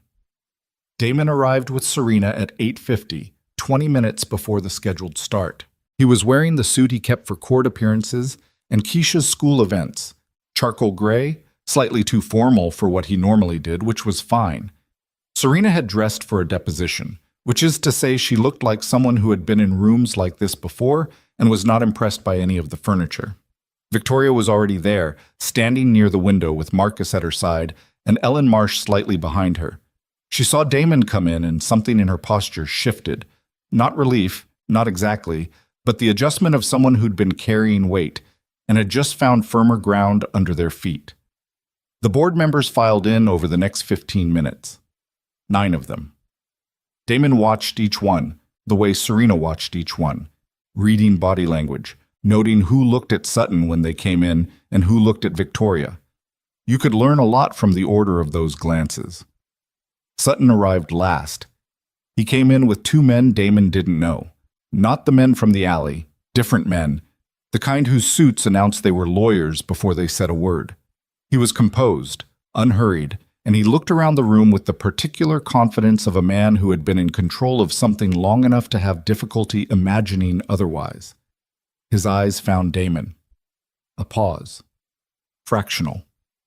He looked at Damon with the same cold calculation he'd aimed at him in the alley behind the Harbor Grand 2 weeks ago, and for one moment the two contexts collapsed together. The dark alley and the 22nd floor boardroom, and the 300 people sleeping in a building between them. Then Sutton sat down. Victoria opened the meeting. She was precise and without preamble. She said there were matters of significant concern regarding the management of Ashford Property Group's residential portfolio that required the board's immediate attention, that she was invoking her authority under Section 7 of the company charter, and that she was asking everyone to withhold questions until the full presentation had been made. One of the board members, an older man named Hartwell, who Damon had been told was a Sutton ally, started to object. Victoria looked at him with a quality of patience that was somehow more forceful than interrupting him would have been, and he stopped. Damon presented first. He stood at the end of the table and he talked about the building the way he knew it. From the inside, from the maintenance crawl spaces and the boiler room and the stairwells that 300 people used every day without knowing what was behind the walls. He talked about the maintenance requests. He walked through the timeline, the 261 requests, the 60 urgent ones, the 31 that were addressed within the required window. He put his personal records on the table, the originals, the ones with dates and photographs and his own handwriting in the margins. He put Paula Reyes's independent assessment beside them. He showed the board, point by point, system by system, the gap between what Coastal Engineering Associates had certified and what an independent licensed engineer had found when she actually looked. He talked about the boiler. He described the failure. The 31 hours. He said Mrs. Tremaine's name, and he said Amara Okafor's name, and he said the names of the Nguyen's 12-year-old son, who was named Daniel, because these were not abstract residents, and they deserved to be named in the room where decisions about their homes were being made. The board was very quiet. Sutton's composure held, but it had a quality now of something maintained by effort rather than by ease. Serena presented the financial investigation. Shell companies, registration chains, Raymond Chu, payment flows. She was methodical, and she didn't editorialize. She let the documents carry the argument, and the documents were very good at it. Then Victoria stood up. She took the board through the authorization packages, the workflow routing records from the compliance system, who prepared each document, who reviewed it, who sent it to her desk, under what classification. She showed the pattern, the language used to present safety deferral authorizations as routine budget items, the compression of multiple approvals into single packages, the specific timing relative to inspection windows. Then she showed her signatures. She didn't try to make them look different than they were. I signed these documents, she said. I want to be clear about that. I signed them without understanding what I was authorizing, because they were presented to me in a way designed to obscure what they actually permitted. That is a failure of due diligence on my part, and I'm not standing here to ask for a pass on it. She looked around the table. What I am standing here to tell you is that this was not a failure of judgment in isolation. It was the intended result of a deliberate, orchestrated effort to use my authority without my informed consent, and to profit from that misuse at the expense of over 300 people who trusted this company to maintain the homes they were paying for. Hartwell said, Victoria, these are very serious. They are, she agreed. That's why we're here. She looked at Gerald Sutton. Gerald, she said. She said his name the way you said the name of something that used to mean something different. I need you to step out of this meeting. Sutton looked at her. His lawyers looked at each other. That's not... You are the subject of this proceeding. That's not a formality. She held his gaze. Please step out. One of his lawyers leaned to him and said something low. Sutton listened. He looked at the room, at the board members, at Damon, at the documents covering the table, and whatever calculation he ran in those few seconds came up with a result he didn't like, because he stood up, straightened his jacket, and walked out without another word. The lawyers followed. The door closed. The room exhaled. The next 2 hours were not clean. Hartwell pushed back. 2 other board members asked questions that were technically procedural, but functionally protective of positions they'd held because of Sutton's influence. One of them asked, at one point, whether the maintenance supervisor's personal records could be considered sufficiently objective given his obvious interest in the outcome. And Damon looked at the man and said, calmly, that the question he should be asking was why the company's own records contradicted an independent engineer's assessment of systems that had been certified as adequate, and that if there was a satisfactory explanation for that discrepancy that didn't involve fraud, he would very much like to hear it. There was not a satisfactory explanation that didn't involve fraud. By the time the board recessed at noon, 3 things had been formally moved. Sutton's immediate suspension pending investigation, the suspension of all Harbor View redevelopment planning, and the engagement of an independent investigative firm to review the complete residential portfolio operations. All 3 passed. Hartwell voted against the third. He was the only one. Victoria did not look triumphant when the votes were recorded. She looked like someone who had done a necessary and costly thing and understood that the cost was real and not going to decrease just because the thing had been necessary. After the formal session ended, the board members and their assistants gathered their materials and filed out in the particular subdued rush of people processing something that had just redefined their professional landscape. Hartwell left without speaking to anyone. Damon stood at the window and looked at the harbor. Ellen Marsh approached him. She was small, deliberate, with reading glasses on a chain around her neck, and an expression he couldn't entirely read. "Mr. Mercer," she said. "Miss Marsh." "I recommended she take the meeting with Sutton yesterday," she said. "I want you to know that was genuine counsel, not protection of him. I was worried she was moving too fast without enough cover." "I know," Damon said. She looked at him. "Do you?" "Victoria told me your history with Sutton, and I watched you in the meeting." He paused. "You weren't running protection. You were nervous about the procedure. Different thing." She studied him for a moment. "You're more observant than maintenance supervisors are generally assumed to be." "Most things are more complicated than they're assumed to be," he said. She almost smiled, didn't quite, walked away. Victoria found him still at the window a few minutes later. Most of the room had cleared. Marcus was packing up files at the far end of the table. Serena was on the phone in the corner, already moving to the next thing. Victoria stood beside him and looked at the harbor. "That was the easy part," she said. "I know." He meant it. The board meeting was a decisive moment, but decisive moments were not the same as finished moments. The investigation would take months. The legal process longer. Sutton had resources, and he would use them. The emergency inspection would still happen, and while Paula's independent assessment gave them strong grounds to challenge any condemnation finding, challenges took time, and Harborview's residents would be living inside that uncertainty. "The residents," he said, "they need to know today. Not a sanitized version. What happened, what the board decided, what comes next. They deserve the full account." "I know," Victoria said. "I'll be there." "They're going to be angry," he said. "Not a warning exactly, just accurate." "Good," she said. "They should be." He looked at her. The morning light was full on her face now, and she looked tired in a way she hadn't been hiding well since before the data center, and the torn shoulder of the blazer had been replaced, but there was still a faint mark on the palm of the hand that had caught the roof deck, slightly reddened. She didn't look like someone who ran things from a height. She looked like someone who had just climbed down into something and gotten their hands marked by it. "What about Claire?" he asked. Victoria was quiet for a moment. "After we talk to the residents," she said. "I'll go to her tonight." "Be gentle with it," Damon said. "If it was her, she's been carrying that for a while." "I know." She paused. "I'm not good at gentle, usually." "I know," he said. "Try anyway." She looked at him sidelong, and something crossed her face that was wry and tired and genuine all at once. "Does everyone in your life receive that kind of blunt handling?" "Pretty much," he said. "Ask Keisha." For the first time in days, something close to a real laugh. Short, involuntary. And then she pressed her lips together and looked back at the harbor. "Let's go," she said. They left the 22nd floor and drove to Harborview. The meeting with the residents happened in the parking lot. No chairs, no podium. Damon had suggested the community room inside, but Mrs. Okafor, who had some instinct for these things, said the parking lot was better, more honest. Nobody sitting in rows like an audience. So they stood, about 80 people, the ones who were home at midday, bundled against the late November cold.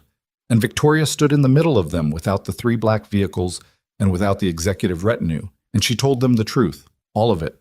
The engineering fraud, the shell companies, Sutton, the falsified reports, the deliberately deferred maintenance, her own signature on documents she hadn't understood, the board decision that morning, the investigation that was coming. She did not soften it. She did not frame it as a past tense problem that had been resolved. She said, "This is what was done to you. This is who did it. This is what I did and didn't do. And this is what is going to happen next." In that order. Mr. Valentino, in his coat and his wool cap, stood at the back and listened to all of it without expression. When she finished, there was a long silence. Then a woman near the front, a young mother named Brianna, who had 2 kids under 5, and who Damon knew had been working double shifts at the hospital since her husband had been laid off, said, "So we stay? We're not getting kicked out? The redevelopment project is suspended, Victoria said. The independent investigation will take time. I'm not going to stand here and promise you nothing will ever change, because I don't know exactly what the investigation will find. What I can promise you is that no one is going to lose their home through a process I'm not willing to fully account for in public. Brianna looked at her for a long time. That's a pretty careful answer. Yes, Victoria said. It is, because I'm done giving you answers that sound better than they are. Another silence. Then Mrs. Okafor from near the side of the group said, "What about the south stairwell?" Damon looked at her. She was watching Victoria with the specific expression of a woman who'd spent enough of her life dealing with institutions to know the difference between what they said and what they did, and who was testing which one she was looking at right now. It's being repaired, Damon said. I filed the emergency work order this morning. I've already got 2 contractors confirmed for Monday. Mrs. Okafor looked at him, then at Victoria, then back at Damon. Okay, she said. Just that.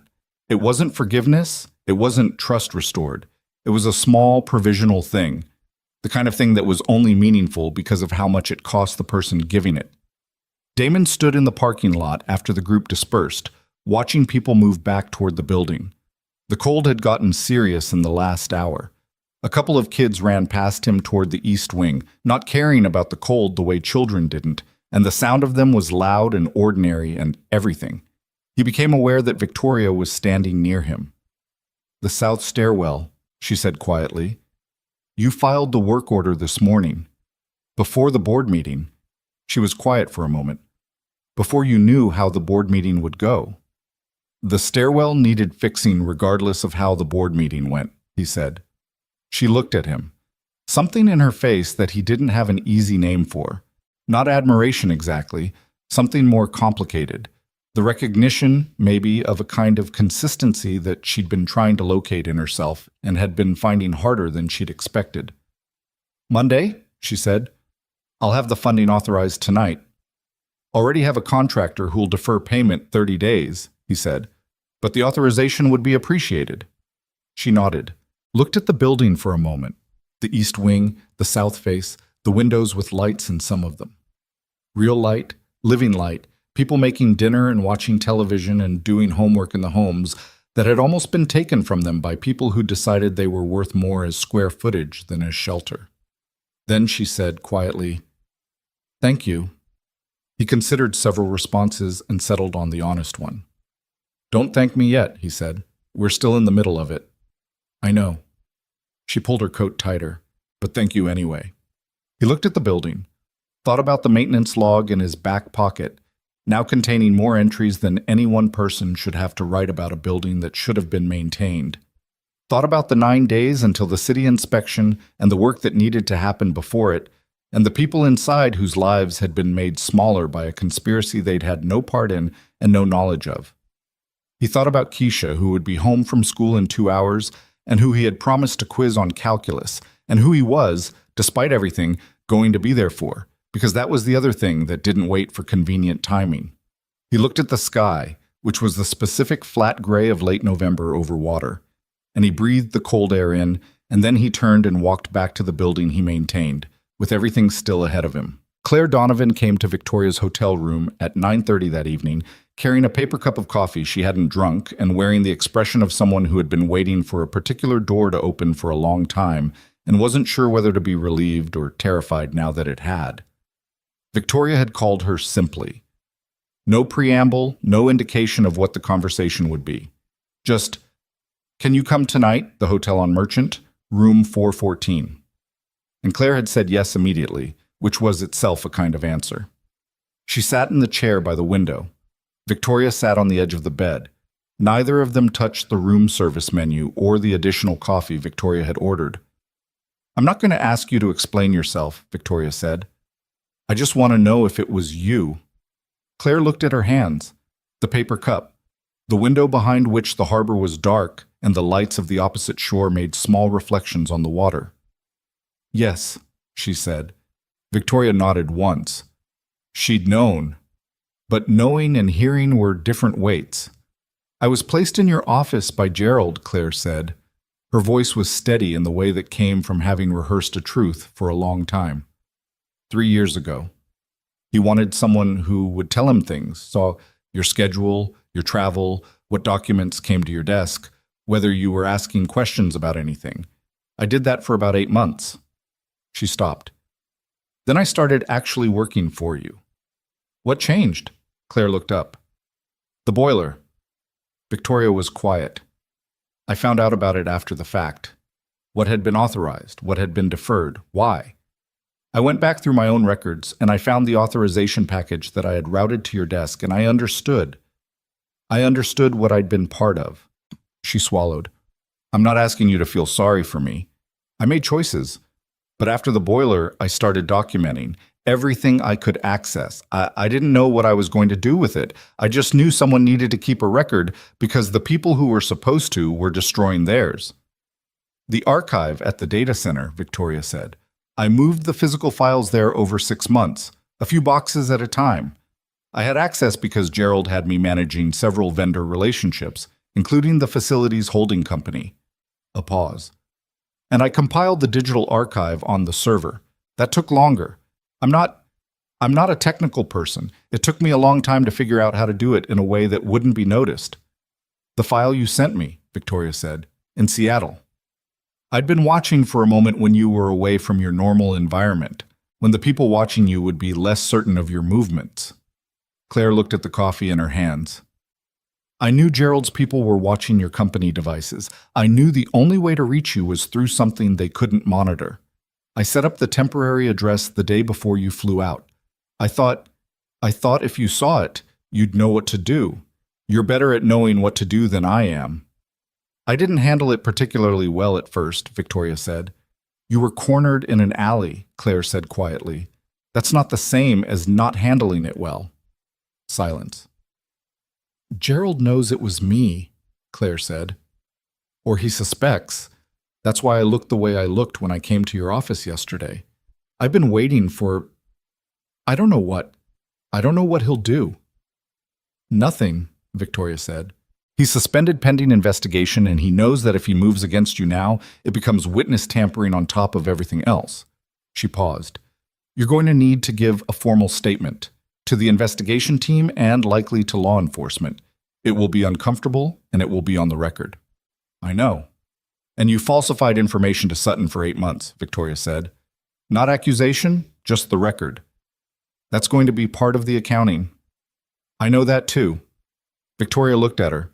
The woman who had sat outside her office for 3 years, who had routed her mail and managed her calendar and prepared her coffee, and somewhere inside all of that had carried the weight of what she'd helped build and what she'd tried to quietly unmake. You should get a lawyer, Victoria said. A good one. I'll give you a name. Claire nodded. Then, with a specific difficulty of someone asking for something they don't feel entitled to, am I going to be okay? Victoria considered the question honestly, because Claire deserved honesty and not comfort. I don't know, she said. But you did the right thing, even if it took a while to get there. A pause. That counts for something with the people who are going to be making decisions. I'll make sure they know. Claire left an hour later. Victoria sat in the hotel room and looked at the harbor for a long time without doing anything in particular. Then she called Damon. He answered on the second ring. She could hear the television in the background, low, the specific sound of a news program being half-watched. It was Claire, she said. I figured, he said. How is she? The question surprised her. Not because it was wrong to ask, but because it was the first question. Not what did she say, not what does this mean for the case, but how is she? Scared, Victoria said. Relieved, both. Yeah. A pause. That makes sense. She's going to cooperate fully with the investigation. She'll need some legal protection, but the information she has from being inside Sutton's operation for 8 months, that's significant. Serena will want to talk to her. Serena will be gentle about it, he said, and the slight irony in his voice indicated that he meant this genuinely and also understood that Serena's version of gentle was its own specific thing. Victoria almost smiled. How's the stairwell? Contractors confirmed for 7 Monday morning. I'll be there. A pause. Paula submitted her full assessment to the city today. sent copies to the investigation team and to the city inspector's office with a formal request that the emergency inspection be conducted with an independent engineer present. Will they agree to that? Serena thinks so. The city inspector's office doesn't want to be on the wrong side of this when it comes out, and it's going to come out. Paula's assessment is thorough enough that any inspector who tries to condemn this building against her findings is going to have a very difficult time explaining themselves publicly. A pause. It's not guaranteed, but it's significantly better odds than we had a week ago. Victoria looked at the harbor. Damon. Yeah. I'm going to restructure the residential portfolio management, she said. Not as a PR move. I want independent oversight on every property, third-party safety audits on a non-negotiable schedule, a resident advisory council for every building over 50 units, with actual standing, not just the right to submit complaints, but the right to be heard before major decisions. She paused. I've been thinking about how this happened, not just what Sutton did, how the structure allowed it. He had too much authority in a space with too little accountability. I had too much distance from the actual conditions of the properties I own. She stopped. That's a failure of design, not just of people. The design needs to change. Damon was quiet for a moment. That's a lot of work. I know. Are you going to do it, or are you going to announce it and then get busy with other things? She paused. That's a fair question. I'm asking it directly because I want a direct answer. I'm going to do it, she said. It will take time and it will be imperfect, and there will be things that don't work the way I intend them to. But I'm going to do it. A beat. You can hold me to that. I will, he said. No ceremony about it. Just, I will. She believed him.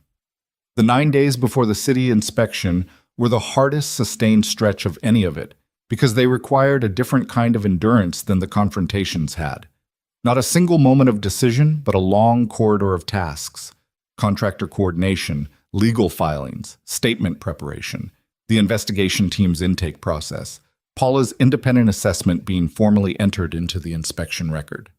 Damon worked 14-hour days and didn't complain about it because complaining required energy he didn't have, and also because the work itself was the point. The south stairwell was completed by Wednesday. When the contractors finished and Damon walked it for the final check, testing each landing, each railing, each load-bearing point, he did it the way he did every final check. Thoroughly, without hurry, with the understanding that the difference between adequate and right was often a detail that only mattered when something went wrong. Everything held. Everything was right. He put it in the maintenance log with the date and his initials and closed the book. Mrs. Okafor used the stairwell that evening on her way home from her shift. He was in the lobby when she came through, and she paused at the base of the stairs and looked up them and then looked at him. Solid, she said. Yeah, he said.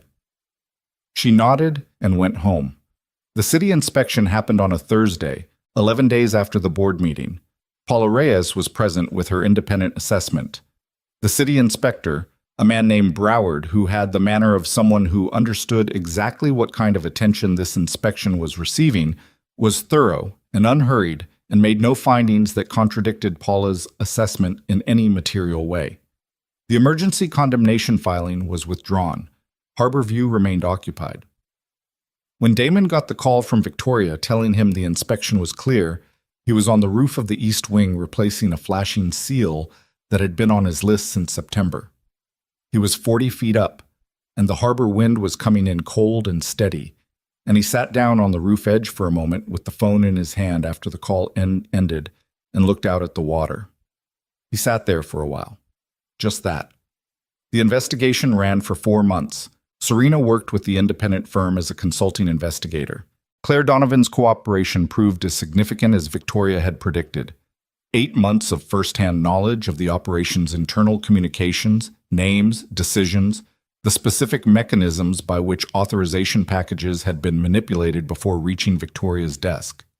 Raymond Chu, Sutton's college roommate, and the face behind the shell companies, was located in February in a service apartment in a city 3 states away and declined to comment to anyone about anything, which his lawyer communicated in a letter that Serena described as the most expensive silence she'd ever seen purchased. Gerald Sutton's lawyers were good. They were also working against a 4.5-year evidence archive compiled by someone who had been in the room for most of it, a financial trail through 4 shell companies that Serena had reconstructed with documentary precision.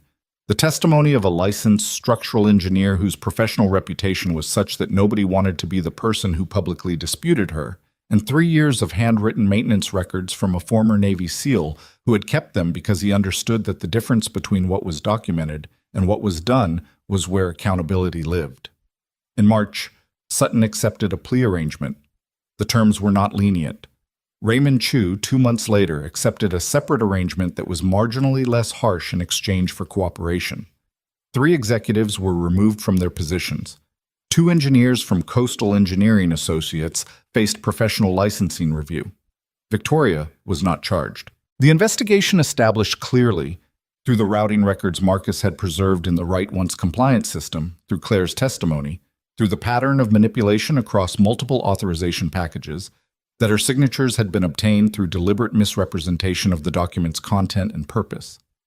The finding did not erase her own public accounting of her failures and oversight, which she had given at the board meeting and repeated in a public statement she released the day the investigation concluded. She didn't walk back a word of it. Some people respected that.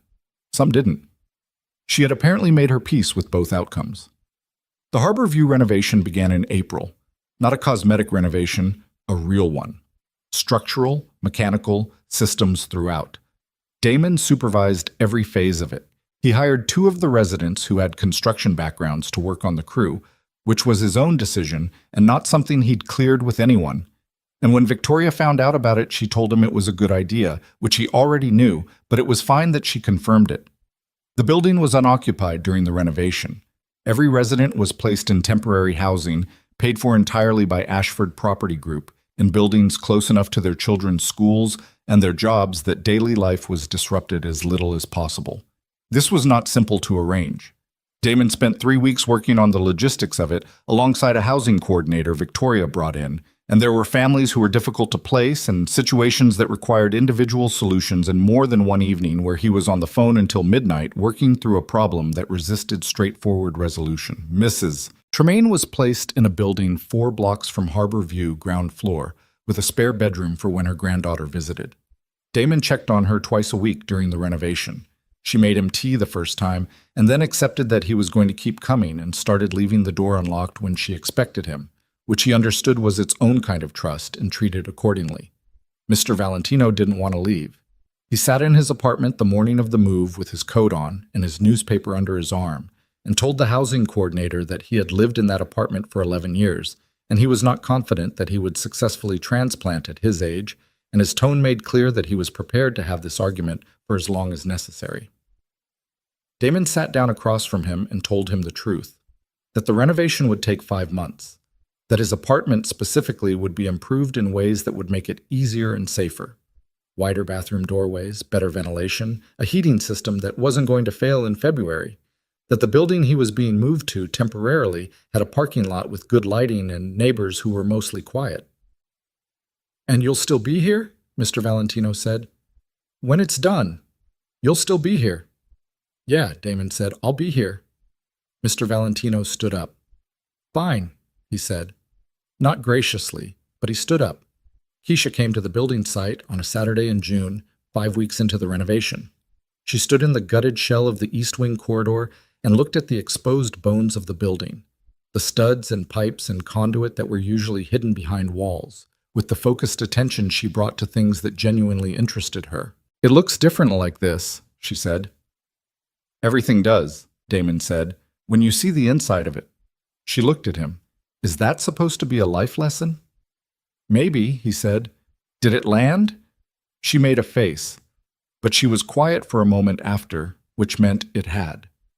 He showed her around the site, the new south stairwell framing, solid and properly braced, the boiler room, which was getting a complete replacement system, the East Wing fire suppression lines, new throughout. She asked better questions than some of the contractors had asked, which did not entirely surprise him.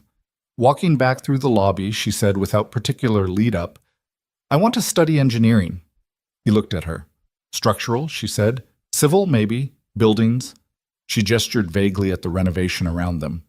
Stuff like this, the part where you figure out what's wrong and what it'll take to make it right. He was quiet for a moment. He thought about what to say and decided the truest thing was also the simplest. "You'd be good at that," he said. She looked at the construction around her. "You think so?" "Yeah," he said. "I think so." She nodded, the way she received compliments from him. Briefly, without excessive reaction, filing it somewhere that mattered. Then she went to wait by the truck, and he stood in the gutted lobby of Harborview and felt something that didn't have a clean name. Not pride exactly, something older, something that had to do with watching a person become more themselves, and understanding that your job, mostly, was just to make sure you didn't get in the way of it. Harborview reopened in September. The residents came back on a Tuesday morning, staggered throughout the day, families with their boxes and their furniture and their particular accumulations of ordinary life. Damon was there from 6 in the morning. He held doors and carried things and answered questions about what had been changed and where things were now and whether the elevator was reliable and whether the heat was actually fixed or just claimed to be fixed. He told them the truth each time. What was new, what had been repaired versus replaced, what was still monitored. He didn't oversell it. The building was not perfect, buildings weren't, but it was right, in the way he'd made the south stairwell right, thoroughly, without shortcuts, with the understanding that the people who lived in it deserved the real version and not the version that looked adequate from the outside. The Nguyens came back mid-morning, all 7 of them, Daniel carrying a box that was visibly too heavy for him and refusing to admit it. Damon took it from him without comment. Daniel pretended to be relieved rather than grateful, which was fine. Brianna came back with her 2 kids and a man Damon hadn't seen before.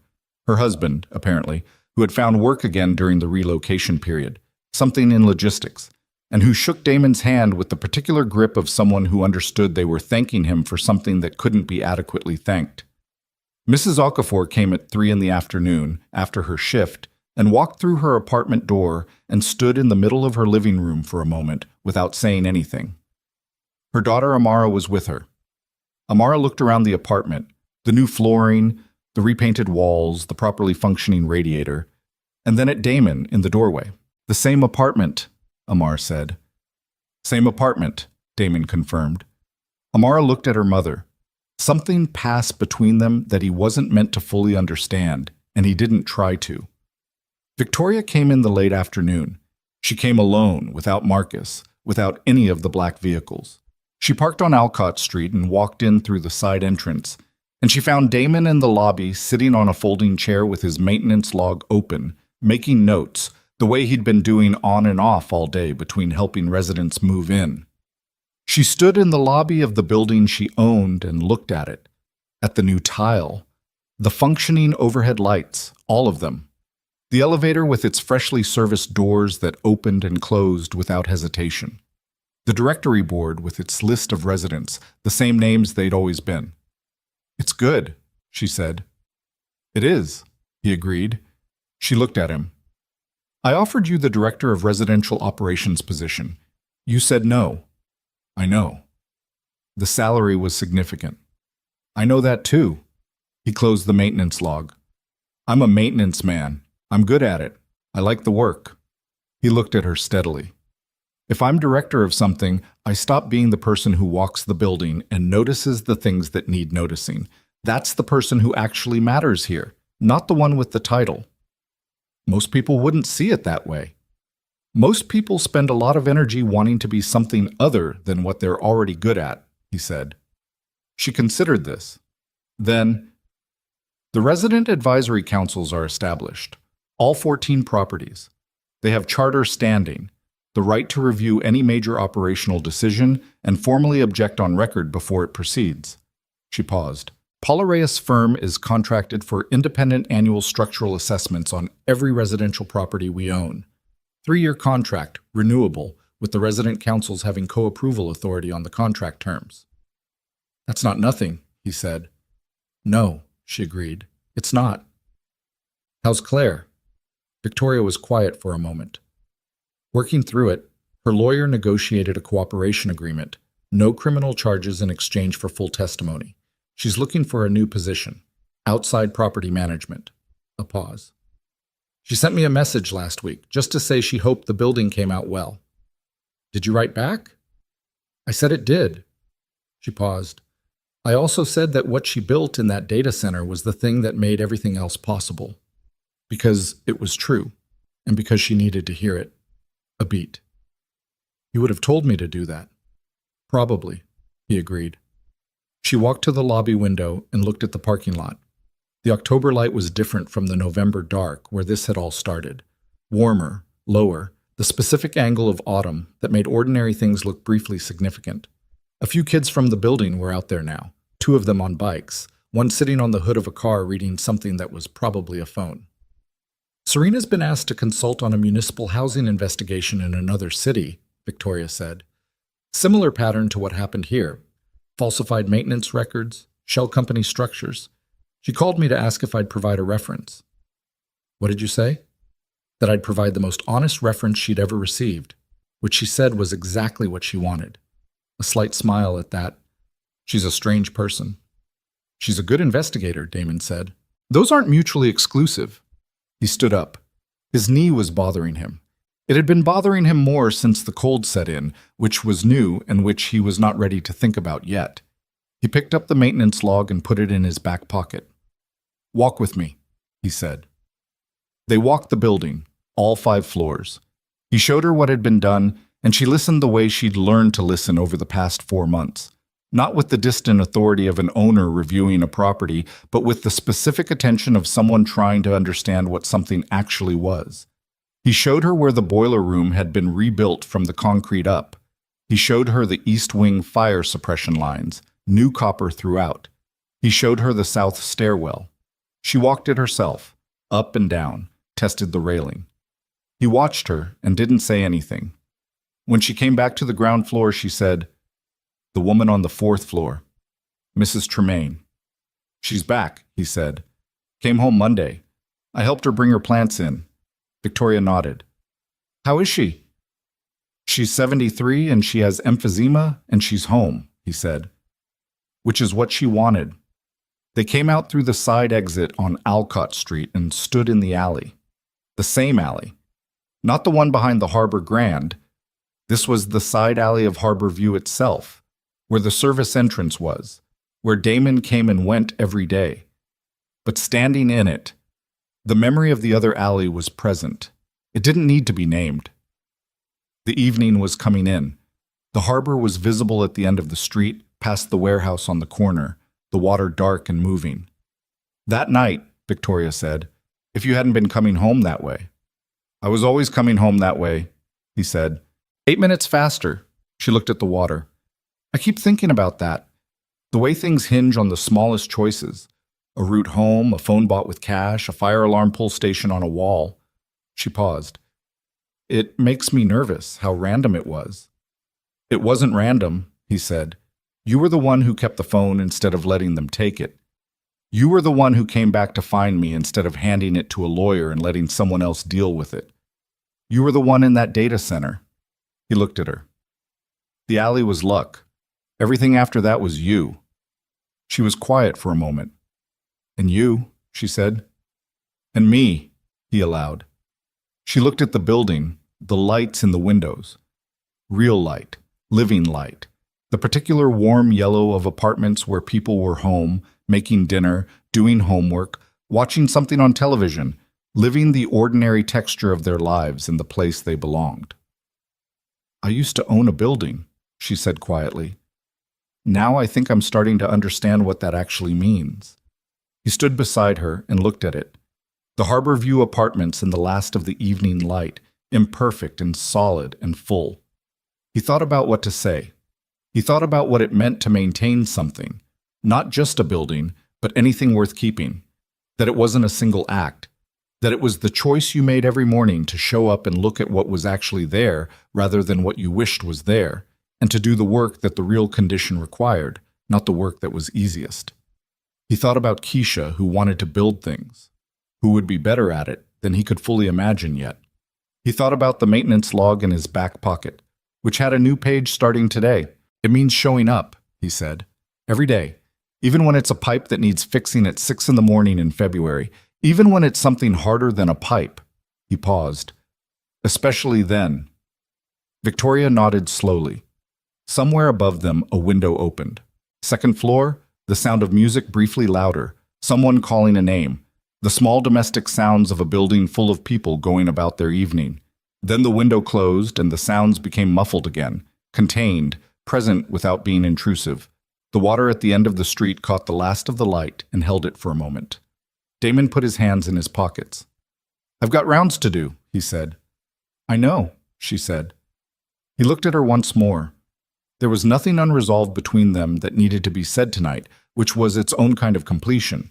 Not the absence of complexity, but the presence of enough clarity that the complexity didn't have to be performed. They were two people who had walked through something difficult together and had each come out changed by it in ways they were still discovering. "Good night, Victoria," he said. "Good night, Damon," she said. He went back into the building through the side entrance. He heard her footsteps on the sidewalk heading toward Alcott Street, and then the quiet settling in behind them. He did his rounds, every floor, every exit, the new stairwells, the refurbished elevator, the boiler room, the fire suppression checkpoints on each level. The same route he'd walked for 3 years, in a building that was the same address and a different thing than it had been. On the 5th floor, at the end of the east corridor, he stopped at the window that looked out toward the harbor. The water was fully dark now, the lights of the opposite shore making their small, indifferent reflections. The city around Harbor View was doing what cities did at this hour, settling into its evening, the particular frequency of a place that didn't stop but changed its rhythm. He stood there for a minute, not doing anything, just looking at what was there. There was a dent in the windowsill that he'd noted in his log 18 months ago and had never managed to get authorized for repair, back when authorizations for things like dents in windowsills weren't getting through. He looked at it now. Small, unimportant, a cosmetic thing. He pulled out the log and wrote it down with today's date. Tomorrow he'd pick up the right filler compound from the supply room and fix it himself. It would take 10 minutes. Small things. Right things. The long, unglamorous work of keeping what mattered from falling apart. He put the log away and finished his rounds and went home to his daughter, who was at the kitchen table with her calculus book open and a look of determined frustration on her face that he recognized from every hard thing she'd ever tackled, which she had always, in the end, figured out. "How bad is it?" he said, hanging up his jacket. "It's not bad," she said, which meant it was moderately bad. "I just need to go through it again." "Okay," he said. "Give me 5 minutes." He washed his hands, made 2 cups of tea, sat down across from her and looked at the problem she was working on. They went through it together. It took 40 minutes, not 5, because the problem was actually harder than she'd initially shown him, which was typical. She got there. She always did. After she closed the book and picked up her tea and said, without particular segue, "The building looks good." "It does," he said. "Are the people happy to be back?" He thought about Mrs. Okafor standing in her living room, the Nguyens filing through their front door, Mr. Valentino, who had not said thank you, but had been home and sitting in his chair with his newspaper by 10 in the morning, and that was its own answer. "Yeah," he said, "they're home." Keisha looked at her tea. 16 years old, already becoming the person she was going to be, which was someone he wouldn't entirely recognize and was entirely proud of. "Good," she said. Outside, the harbor district was quiet in the way it got after 10. Not empty, just settled. The building around them held its people in their rooms. The new pipes, the solid stairwells, the functioning systems behind the walls that most people would never think about because they were never supposed to need to think about them. That was the point. That was what maintenance meant when it was done right. Damon Mercer sat at his kitchen table with his daughter in the apartment where they had lived for 3 years, in the building where they belonged, and the night came in around them the way nights did, ordinary and sufficient, asking nothing more than what they already had.